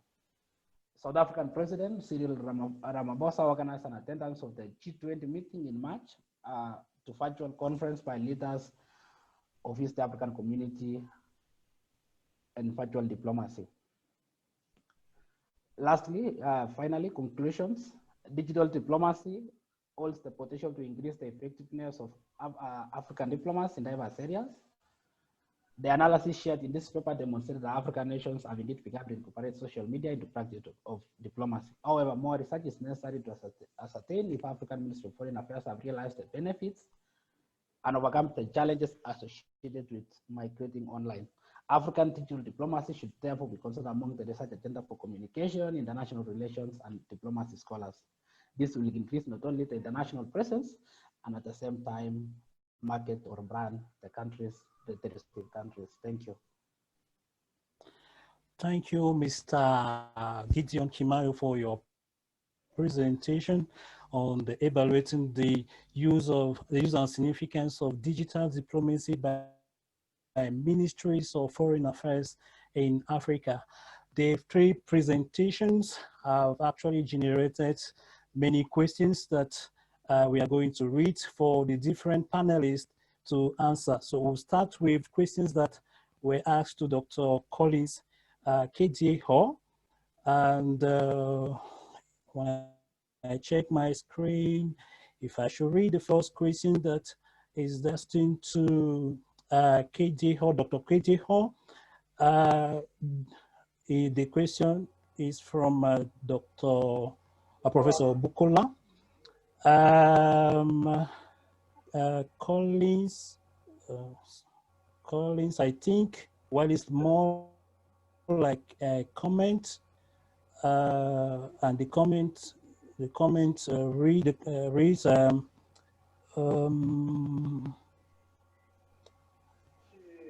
minute. Yes, let me help you. Yes, so I will read the comment for you, Dr. Collins. The comments read, I think you are too broad. You are being too general. I don't think Nigeria is only reactive using the social media. That's the question. That's a question that has been asked by Professor Bukola. Can you respond to this question? Yes. Talking about being too broad, I wonder in which perspective, because my concern, like I said, is the digital media platforms. So I don't know if it is broad in terms of looking at all the digital media for diplomacy, or so I think I would have needed a clarification from Prof on the aspect of my being broad, because I try to narrow the social media platforms to about 3 or 4, which are very prominent in use by those in authority in Nigeria, and those are the social media platforms that I have looked at in this study. So I don't know if she's talking about being too broad in terms of the social media platform use, or being too general to say that there is nothing good that the Nigeria government has done through the social media platform. If she says so, fine. I think I will admit that there are some good aspects that the Nigerian government have been able to achieve using digital diplomacy, particularly in the area of culture, where you have our those in the entertainment industry, and of course tourism, have been able through YouTube showcase a lot of Nigerian culture. Those are positive, but we are looking at the government circle improper. I will come to Dr. Bob in his response when we talk about the foreign policy of Nigeria in a short while. But there is no denying the fact that the Nigerian youth, this now comes more from the individual perspective, from the private sector, but not the government sector. But what I am looking at here is specifically the use of digital media platforms by the government, not by the private sector. So I have been able to try to narrow it to the side of the government. Good and fine. The private sector in culture, in entertainment, they have done one or two things that one can, give accolade to using such a social media platform. I don't know if that has cleared. Thank you, Dr. Collins, for your answers. I think we can understand what you're saying. I will move on to questions that are asked for Mr. Martin Guru to answer. The first question has to do with his own observation on what is the end game of post-truth narrative that is being actualized through digital media tools. If Mr. Guru is hearing me, let him answer this question.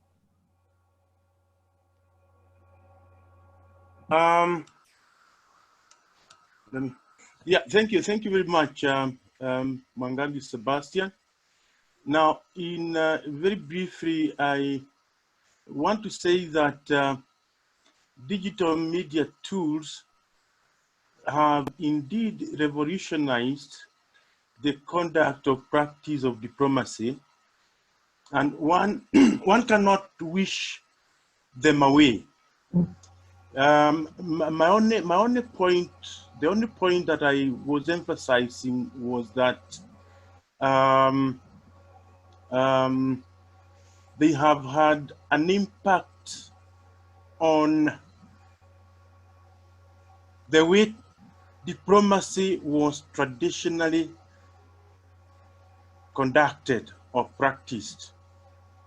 There are the good sides of it, and there are also the downsides of it. But there's no way diplomacy can avoid digital media tools. Yes. Yeah, Mr. Martin, there's a second question. Why are you of the view that physical attendance of meetings is superior to digital meetings? What are the things one misses via digital attendance or accrues when one does physical meetings? Now, one thing about meetings is that when they are done face-to-face, even bilateral meetings, there is what we call consultation, or you can even call it canvassing.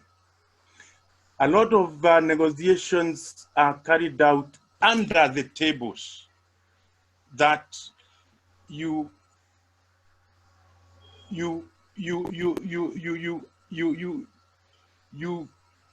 make some points, you carry out some negotiations outside the negotiation table. And so if you're doing it virtually, there's definitely not going to be any consultation or canvassing. It's unlikely. Even multilateral meetings, it is known that canvassing takes place alongside the actual meetings, on the sidelines. And that is why I say probably face-to-face meetings are more effective. It would be more effective to have face-to-face meetings, but it's not to say that they cannot be conducted virtually. No, they're more effective, and there are more chances of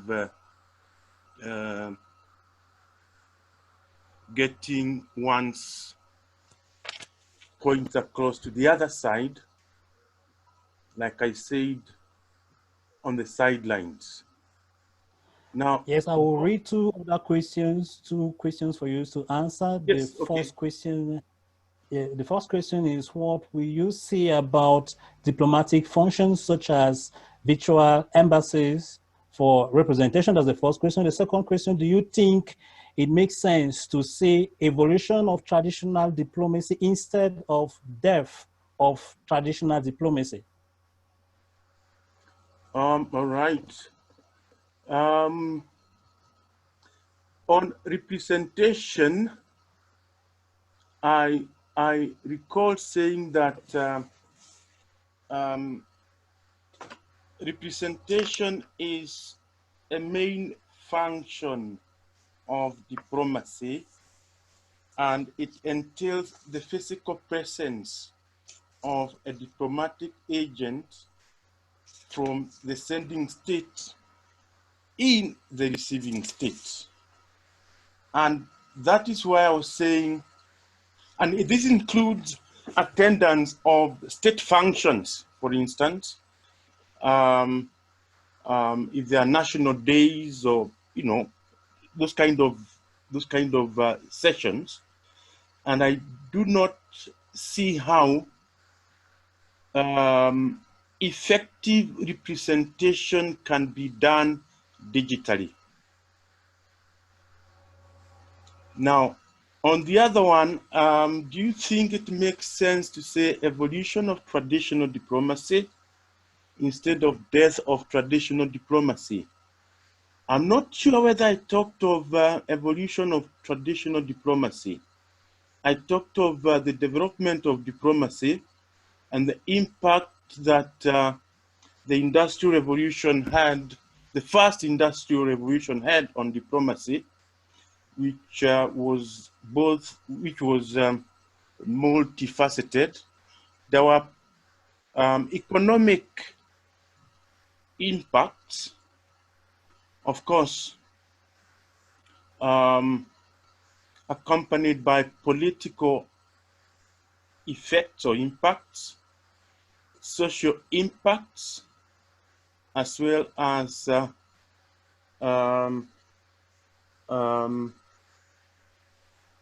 technological impacts.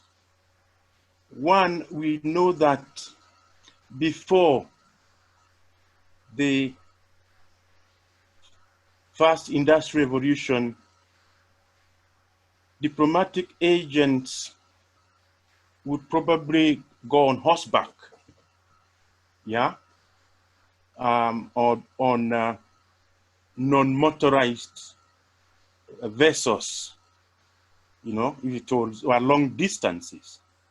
And so the invention of the machine, yeah, on land introduced the railway, the steam railway, and again also the motorized car, which made it easier now for the diplomat to move from the sending state to the receiving state. Socially, it is known that with the invention of the television, invention of the radio, invention of the telephone, telegram, and so on,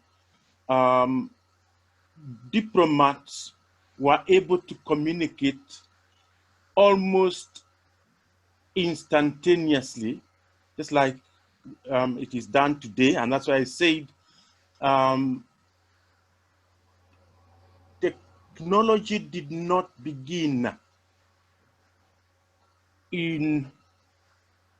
with the third Industrial Revolution. Technology began with the first Industrial Revolution. And that's why I quoted Lord Palmerston, who said, my God, this is the end of diplomacy. Because diplomacy, as he knew it, meant physical, face-to-face, rather than by sending information. Do I call it digitally? Because even the telegram, I think, was digital in some way. Thank you for your... I think that's it. Okay, thank you for answering the questions. There is a last comment that is made by Professor Bukola. Okay. It reads, diplomacy has no choice but to move with the tides. The gains of diplomacy during the COVID-19 pandemic through digital platform cannot be wished away. So it's a comment. That's Oh, a comment for Mr. Guru. So now we read questions for. No, I agree with that comment. Yes. Okay, he's agreeing. Thank you. Yeah. We read questions for Mr. Gideon Kimayo to answer the first question. Says it will be interesting to cite African theorists or dimensions of soft power and dialogic communication. Is a comment. The second Can I comment question. on that? Okay, you want to comment? Go ahead. Thank you for the question, Bob, and I'll consider that. And in my paper, I've also cited you in some of the works that you've done recently about soft power, digital diplomacy, and COVID-19. Thank you. The following questions reads: evaluative research generally rests on well-justified parameters or indicators. On what indicators are you hinging in your work? I think maybe it didn't come out clearly on the presentation, but on the paper, it's about the level of engagement with the public. How is the engagement between the foreign affairs ministries or the embassies and the public? I think the question has to do with the methods you are using. What method do you think you're going to use to be able to evaluate the subject? That's, I think the question rests on that. So you are evaluating the use and significance of digital diplomacy. So we are interested in knowing the method you are using. What indicators are you going to use? What parameter are you going to use to evaluate this use and this significance? So based on the content analysis of the Ministry of Foreign Affairs, and specifically the level of influence, the level of interaction with the audience. So the content of what is going on between the Ministry of Foreign Affairs and the public. And I stand Thank you for your answer. There is another question. I hope I'm not cutting you short. Is there anything you wanted to add? I was saying I also stand to be guided. No. Okay, there's another question. You are focusing on all African foreign affairs ministries. Is this scope not too broad? No, I'm taking I think it's more of a comment. I'm taking a case study of 5 countries. Okay. Now the next question. I think you have an opportunity to go beyond past examples to provide patterns in digital diplomacy in the COVID-19 era using the soft power and dialogic communication. Is there any reply you want to give based on this comment? I will take note of that. Thank you. Then there is a last observation from Professor Bukola. I mean, you are general. Okay, I think this this precision is given based on the question we ask Dr. Collins Katie Hall. I think Professor Bukola is giving some details here that could help him answer the question. I don't know whether I should give him the floor based on these details, or he thinks that the answer he has given is okay. So I will read the comment. I mean, you are generalizing by saying Nigeria is only reactive using the social media. So I am talking to Dr. Collins Katie Hall based on he's being too broad. I think there's a question that was asked. He's too broad in his conclusion. Can he, based on this precision, add some flesh to what he has said before? Yes, being too broad using the social media, as Prof. Bukola has said, I think I quite I got what she has said. Maybe I will narrow the social media platform to only 1 or 2 as I develop the work. But as I have said earlier, the focus is on the application of this media by government authorities.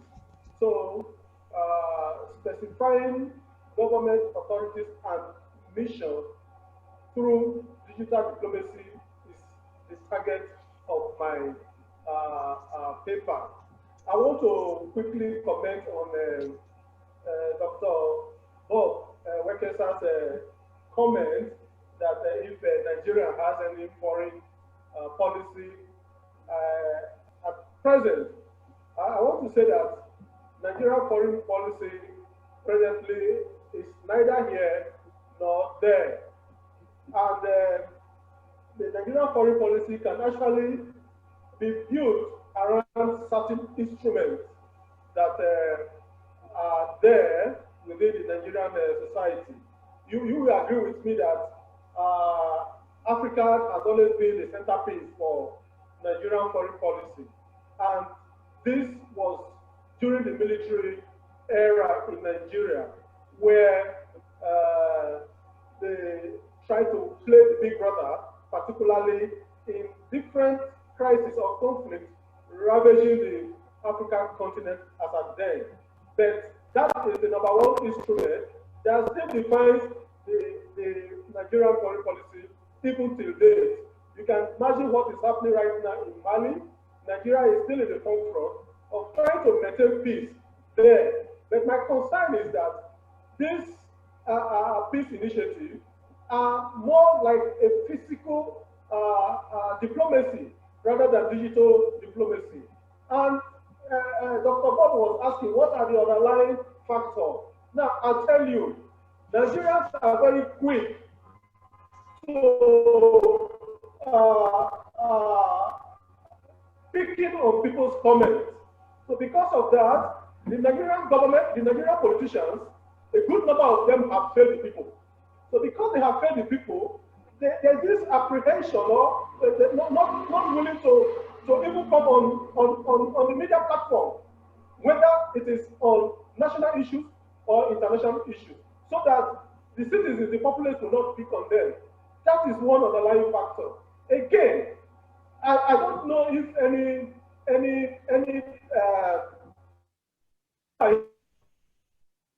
in any way through which we can control the excesses of this social media platform. Nigeria cannot control what goes in there. Because of that, they probably are concerned about the channel. So not every Nigerian, particularly those in government authority, may want to adopt a digital media platform as a channel of international communication. That might be one of the reasons for, not engaging, rather than they just try to be proactive, or reactive, they just only being reactive. Now, African foreign policies I mentioned the military as an instrument. Now look at the culture. I talked about that a while ago. Culture and tourism. Nigeria have thrived well in this area through the digital media, digital diplomacy. But that is in the private sector, not in the public or the government sector. So we cannot give the government any credit for the application of digital diplomacy for that strong goodwill that Nigeria has enjoyed, because it is something that has been built by the private sector in Nigeria. Now look at the economy. Today you can, if you be following the trend, Nigeria, there is no foreign investor in Nigeria. Foreign investors are not thriving in the country. That is because Nigeria has failed to use digital diplomacy to woo foreign investors into that country. What they do with China is just about approaching China from loans. China will only come to Nigeria on the basis of loans. There is nothing that is significant about the relationship, the diplomatic relationship Nigeria has with China today, other than a full benefit of what the Chinese government we get. Yes, Dr. Collins, thank you for your answer. I think for the interest of time, we are going to pick some other questions. This is for the interest of time. Thank you for your answers. So the next question goes to Mr. Kimayo. In your own opinion, do you think that digital media communication has fully been accepted as a means of communication equal in effect to traditional documents of diplomacy? Mr. Kimayo, you have the floor. Can you answer this question? To my brother, Mr. Mwangangi, the answer is absolutely no. Because even at the current situation, we are just using tools of digital tools because of necessity. If there was no COVID-19, I'm certain that we'll be having this conference maybe the normal where we meet in a conference. So it's just for the sake of necessity. But when you are given the option of the normal where people engage physically and the digital, the physical will take its place against the digital.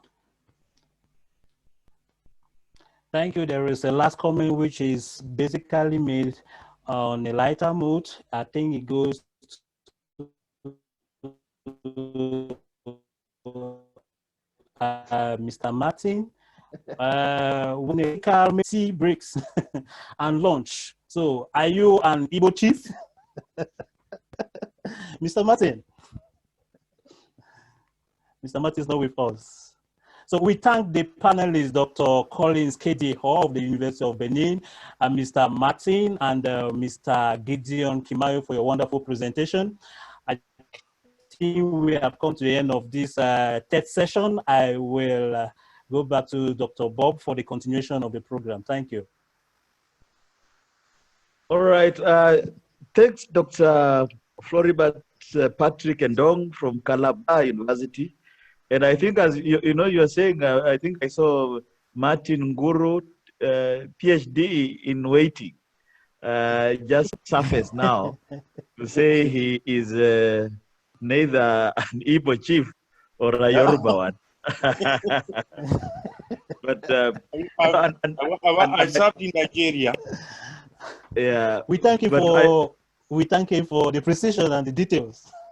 No, he's. I think I must say I enjoyed listening to Martin's presentation, both because of its detail. I think I could tell that he has been in the trenches of diplomacy, and maybe that explains the passion for defense of the profession as it has been, and as it should be, and as it will be.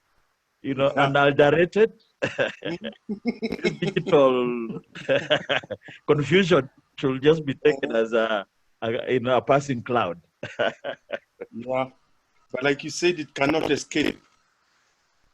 Right, it is inevitable. Thanks, colleagues. And I think, I think the point we're making is that, in fact, I liked Martin's presentation because it contrasted with the others quite well, and it's always good to have those argumentations so that this is academic work. So if everybody is agreeing, then someone is lying to the other. You must also take your position and say, hey, wait a moment, not too fast. But to all colleagues as well, thank you. I think the sessions today were as invigorating and exciting as the last session. This just tells us that our work is cut out for us in terms of diplomacy. And as our colleague, Professor Bruce Mutavairo said last Wednesday, yes. Because there's so much, in flux, the dynamics are pretty cutting edge. We actually, as PhD, students, but also as professors in our field, we're on the cutting edge as well. And will the ones who are going to push the new diplomacy that emerges out of COVID-19. But without further ado, the last segment of today's session includes a discussion from Martha Bridgman, who is the editor of the South African Journal of International Affairs. Quick background is that we all agreed that we are not coming here just to yap and to talk. And then even though what we are discussing is recorded and is available in audio and visual form, we want it down in print. We want to spill some ink, as it were. And the person who's going to help us spill ink in an organized and structured and a sound manner is Martha. I think we did mention that we are going to have shorter think pieces or thought leadership articles that capture what we are discussing in the moment as it's happening now. And those will be published by Africa Portal, which I'm sure you might want to look at in one time. And you'll see that it's an interesting platform for touting, for presenting ideas as they take shape, then taking them to the other level.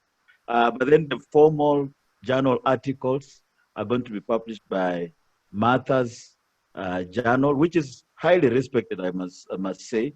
And so we're extremely lucky that that is the case. Without further ado, let me ask Martha then to come on and explain a little more the processes and illuminate some of the approaches and the steps and anything else that is necessary as we move into that direction. Martha, please welcome. Thanks, Bob. Thanks very much. And I look forward to meeting you properly once COVID is over. We had that plan in March, but it didn't work. Thank you so much for all your contributions. I was in another meeting today, but I've actually read the abstracts, and this is a very important area that you are looking at. I don't know, Bob, if you mentioned the article that we had published on information feudalism and Africa's place in the global information society. But that, these ideas are now looking directly at diplomacy, which is an area that SAIA is obviously very interested in, Africa's diplomacy. So I don't know how many of you are familiar with SAIA, the South African Institute of International Affairs. The journal's been going since 1993.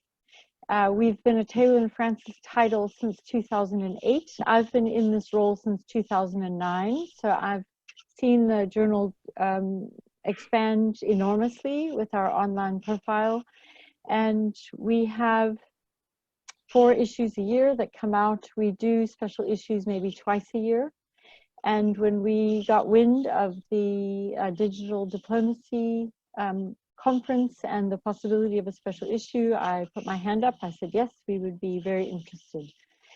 Having said that, I also made mention of the fact that we are not an open access journal, and I need to make that really clear in case people find that difficult to work with. So right up front, it's not open access unless there is an open access green or gold option selected by the author, and there's a fee with that.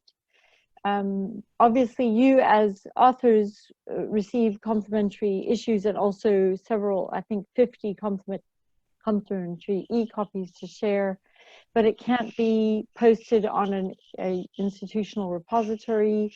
It's not, the article goes through the normal academic journal process. So that just needs to be set up front so people are aware. And I did mention that to Bob. The time frame, okay, so Africa Portal, I'm actually quite familiar with Africa Portal. I've edited 2 themed series for Africa Portal. It's an excellent outlet for, as Bob said, sort of punchy, to the point, in fact, advocacy pieces, much more journalistic than an academic article. So I'm looking forward. I will read your pieces that come out on Africa Portal. That is open access, and those articles can be produced hopefully, apparently, by September, Bob mentioned. I'm sure most of you are well aware of the academic article process.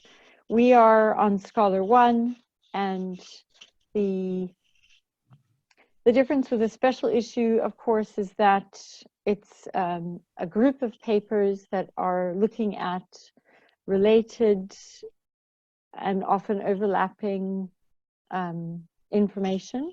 So you need to receive the papers, look at them as a whole. It's not a book, but they do have to work together as a set of papers. And so we would need a good 6 months in order to assess that, to find peer reviewers that are not aware of who your identities are, because it's an external double-blind peer review journal. And then we would proceed out of peer review to work with you for revisions.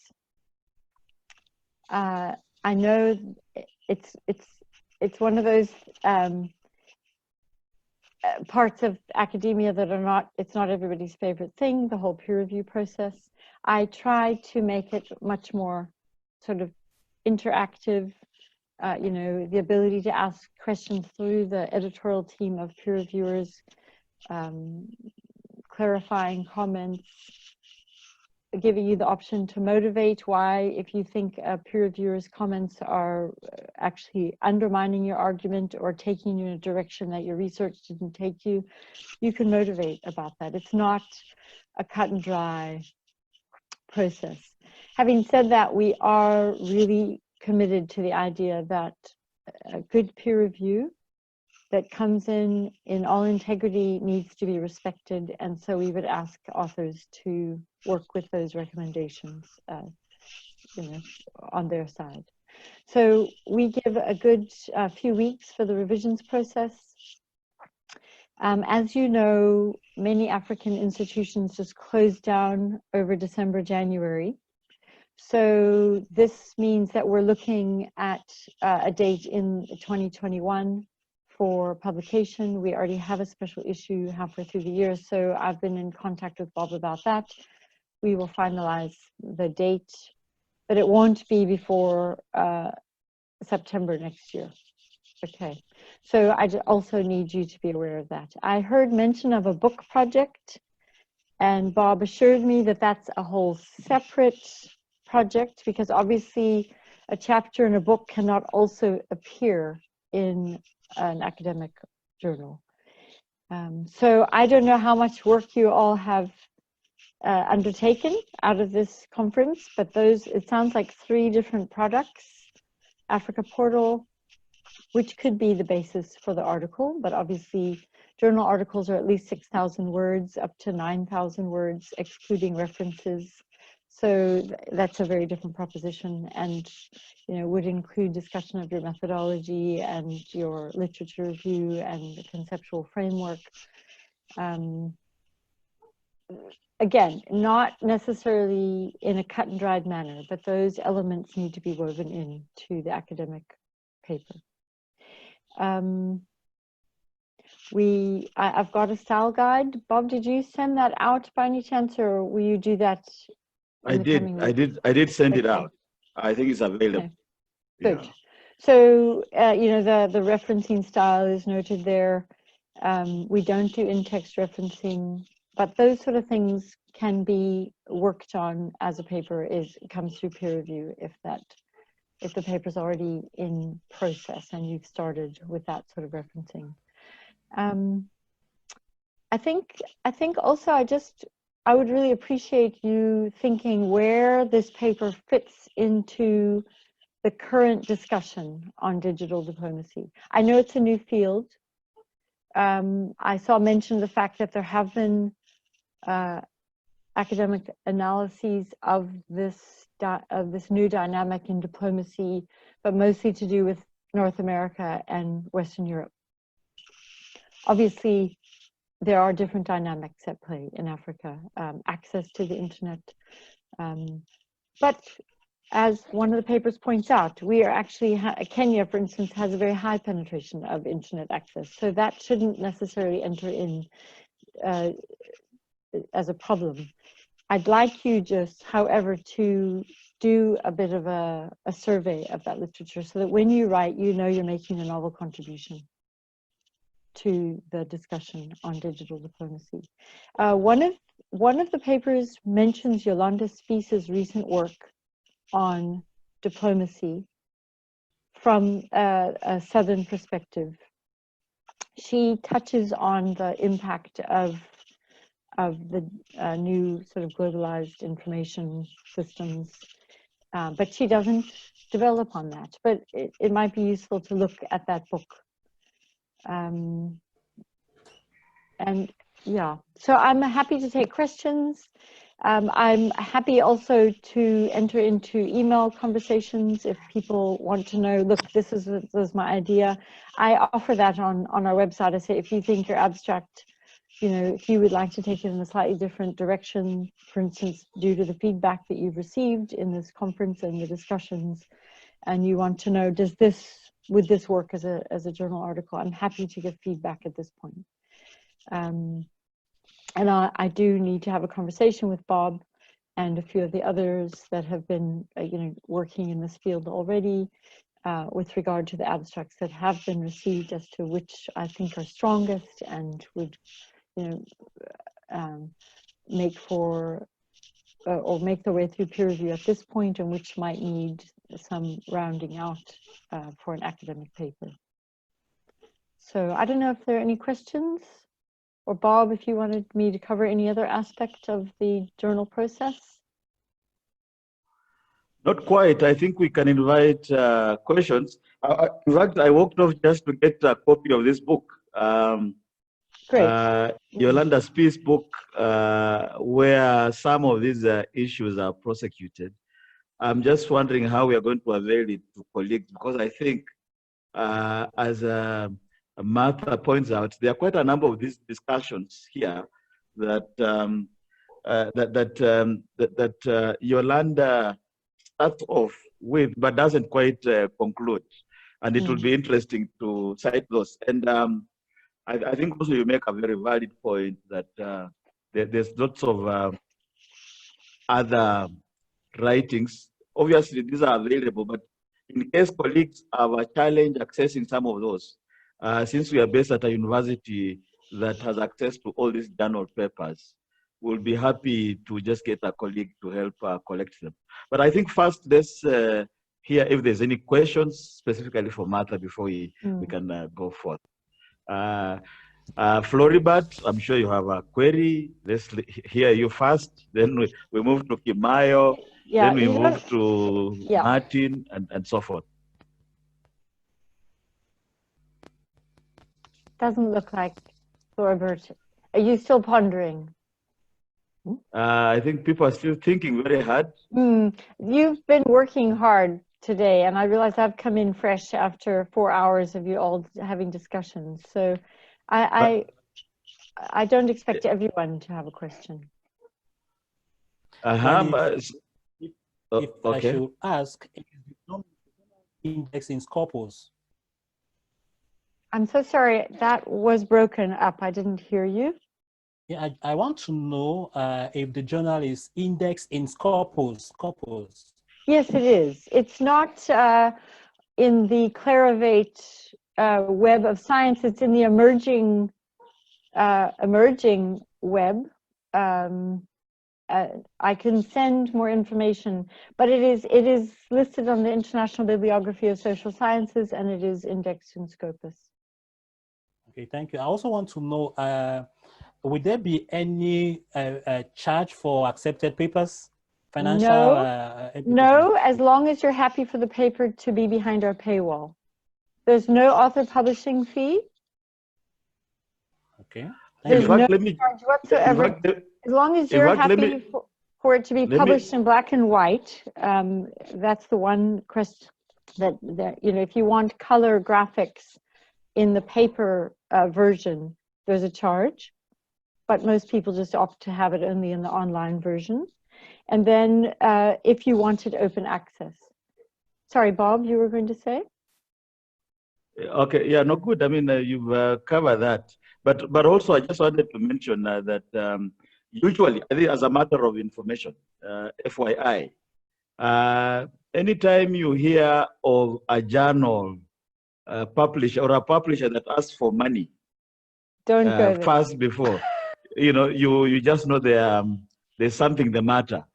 Good journal papers are published free. And I say this because I know there are colleagues. In fact, I'll tell you a personal story is my own sister was undertaking PhD in a university in Kenya that many colleagues here know, called Moi University. And she was in the business of paying to these publishers. And she published like 3 journal articles. But when they came to look at the veracity of the publishers, they realized that they count for nothing. And so she had lost not only her money, but her effort in writing that and so forth. So I think I hear a lot of this. So I thought a word of caution will come through. And I think I also wanted to add that we've had a discussion with Martha about open access availability for these journal papers. I think this is an important matter because this will be really some of the very few, theoretically strong publications coming from the continent, and therefore they need to avail them to a wider public.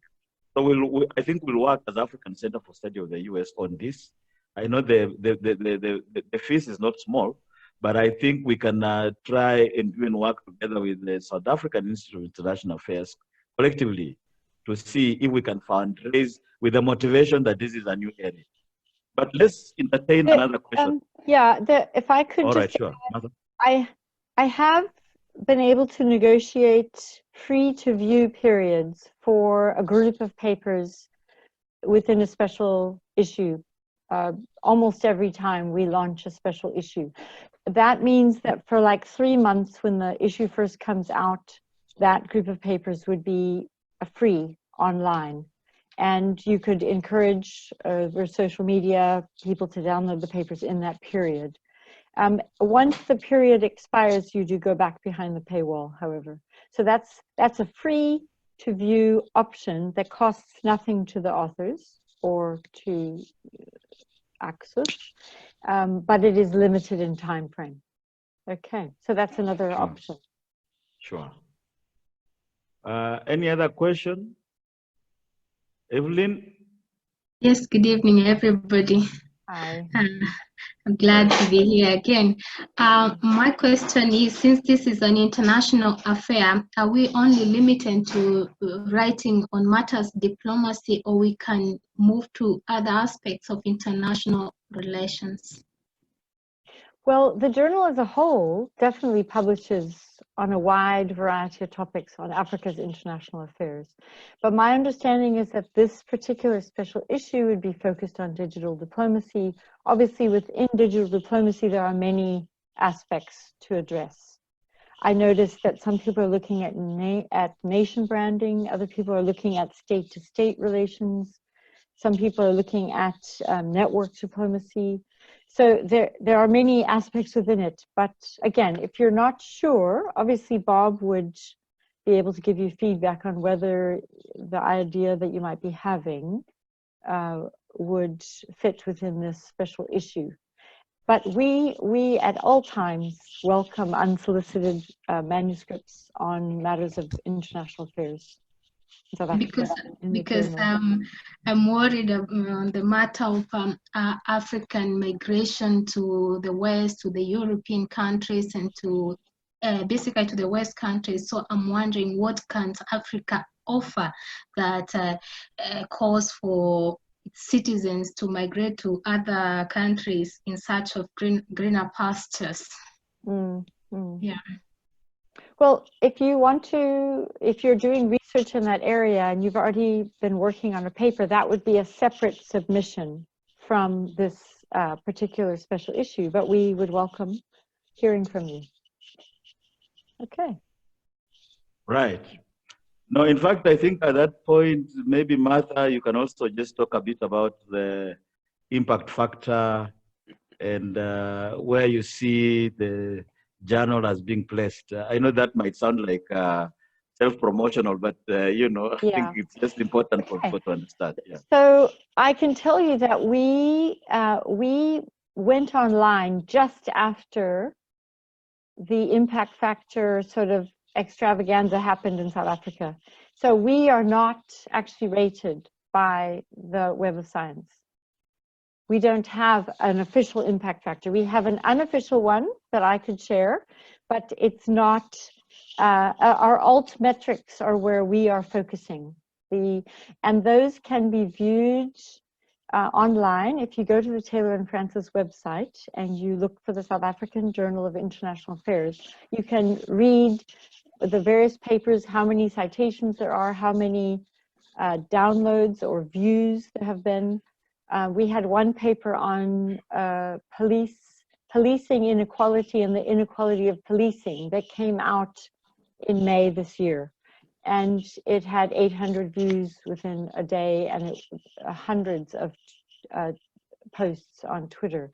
So because it hit a particular period of time where that issue was very important on people's minds. So the impact factor, we can't report a public impact factor. And all right. On the other hand, we are accredited, so universities tend, you know, in South Africa, academics that publish receive the stipend or the research funding that, because we're listed in the IBSS and Scopus, as well as a few other lists or indices, but just not that particular one that people ask for that reports an impact factor. All right. In terms of impact, if I could just say, we tend to be on the cusp between the policy making community in Africa and policymakers that look at Africa and the academic community. So from that point of view, diplomats, you know, this is the sort of thing they're interested in reading. The feedback that we have from authors that they hear from diplomats that they publish on Indian-African relationships, they hear from, you know, the Indian ambassador. So it's because SAIA is a policy institute. We are the most academic product that comes out of SAIA, but we do have that audience. All right. Thanks. I think let's move towards closing this. And I think the consensus, if I can tell from the faces all the way from Kimayo to Martin, to Mwangangi, I can tell virtually that we are in agreement, that we are going to go for this journal article, not just because we have to publish as part of our PhD project, but we think we have something new to offer. And that our ideas, whether we are agnostic like Martin or very gung-ho like Gideon. Should we take it that we are actually taking on board this project, therefore? Yes. All right. Great. Fantastic. Yes, I think that is in order. Fantastic. Okay. And I should actually say to Martha, while we are here, that Patrick Maluki is a lecturer, a senior lecturer, I should say. In fact, soon we should confer professorship on him because he's been at if you go online and punch in anything on public diplomacy and e-diplomacy and so forth, you'll see his name popping up. He's supervised a lot of projects. He's the supervisor of our colleagues from University of Nairobi. So that's great. I think one of the other matters that just seems to pop up now is that as we go towards publication submission, I think we will have one more session which we can consider a workshop where people can, I think somewhere in September or October, to help each other, because that's the essence of this research group, that we are our brothers and sisters keepers. So we should be able to do that. So I think we've finished one agenda of this meeting. Unless there is any question for Martha, we are happy. We'll be in. I and Martha will be in communication on the next steps, perhaps. Thank you. Thanks very much. Lovely to meet you all. I'll sign out then and let you finish. Is that all right? All right, sure. Okay, that's fine. All right, Thanks. cheers. Bye. Right. Okay. So going to the very end, I think we only left 11 people. There was a separate agenda that I wanted to pursue, but first let me give Patrick an opportunity to weigh in, on any matter of necessity here before I suggest what we should do as we end. Thank you, Bob. I think I want to congratulate all the members on board because this has been a big commitment. The two sessions have been very informative. In fact, I should pass regards of my director to this team. She called me when I was on and I had to brief her, and she was very happy that 5 of our students, 6 of our students are involved in this. So she was really, really happy about this. She'll be writing to Professor Diagala to even suggest ways of collaboration. So I think this is a very noble exercise. And from the University of Nairobi, we are really, really happy about it and would support any initiative that actually builds the capacity of Kenyan diplomats and academics. Therefore, I wanted to start with that. I think maybe we must have seen what Bob circulated as the last item of agenda. And this is a general observation from the two sessions that we have had. Somehow there's something that academically we feel has been missing. And this has been this area is very new and it's not anyone's a mistake to just come from any side to interrogate particular concept. But from an academic angle, we are losing or missing some theoretical grounding. And I'm sure this work cannot be complete unless we take that next milestone as academics to interrogate what theories, what models can really anchor and discussion on digital diplomacy. The first session we had, Bob made a comment that there is scarcity of literature, which is very true. I mean, even those of you who are writing your papers, we have seen this is a new ground, not yet broken, but that should be a motivation, but not a discouragement. That we need to delve deep into details on theoretical and model aspects of digital diplomacy. That's the only way we'll also carve a niche for ourselves, such that even those scholars in Oxford or other universities who speak on this concept, they also can see we are making effort. We are not saying that we have specific model that we know that needs, but we want to suggest that we may need another session where specifically we may zero down into concrete papers detailing with the possible methodologies, the theories, and models which can really explain digital diplomacy. And this would require some burning of midnight oil and really mature brains to engage in this. In my opinion, if 2 or 3 people can work together, the better. But that is one area all of us would agree has not really come out. And I could see even in the chat, someone is asking, what is the methodology? What methodology are you using? So it is a lacuna that we have identified. And so our gracious host would really plead with you if you can give us another chance where we would have an opportunity to interrogate this aspect of theoretical, epistemological, right? Yeah, and those foundational aspects of digital diplomacy. So we bring very authentic knowledge on this topic. I think that's what basically I wanted. So Bob, maybe you may expound, but I've suggested to you and I'm happy you put it there. So let me hear from you and then the rest of the team can also add their voices. Thank you. All right, yeah. Thanks, Patrick. You know, as you rightly put it, this is a new area, and being a new area, there are always the pioneers. And And one of the things that we've been saying over the COVID-19 period is that you don't want to waste a pandemic. You don't want to waste a great opportunity to let it just go like that.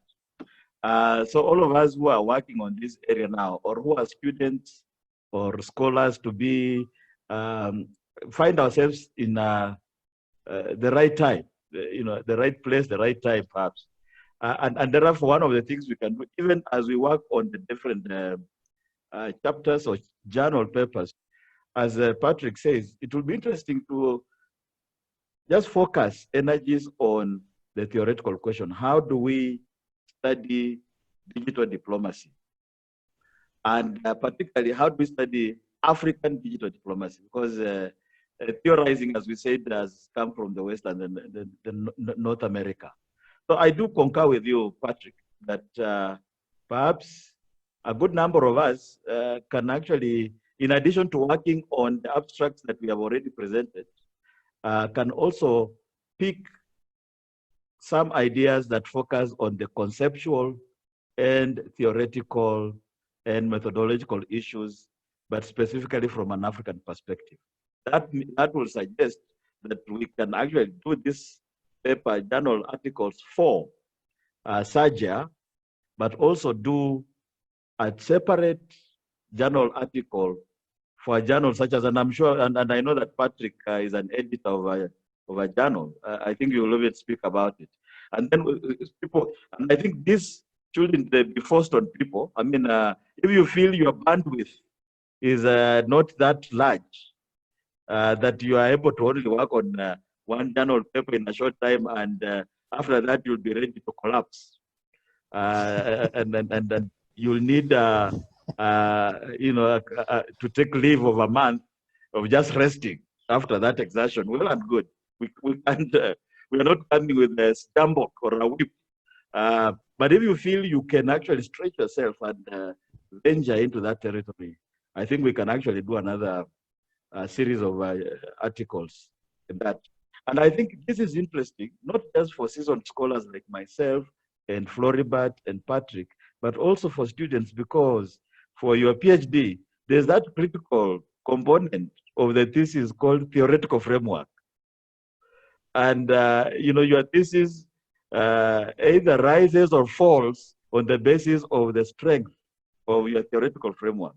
And I'm certain both Patricks, I think I see Bukola has left, will tell you that the hardest nut to crack during a PhD work is actually that theoretical framework, coming up with a theoretical framework. Obviously, you can say that literature review is also tough because there's a lot of reading to do, but it's more of something to do with long hours of reading. Do you have the stamina?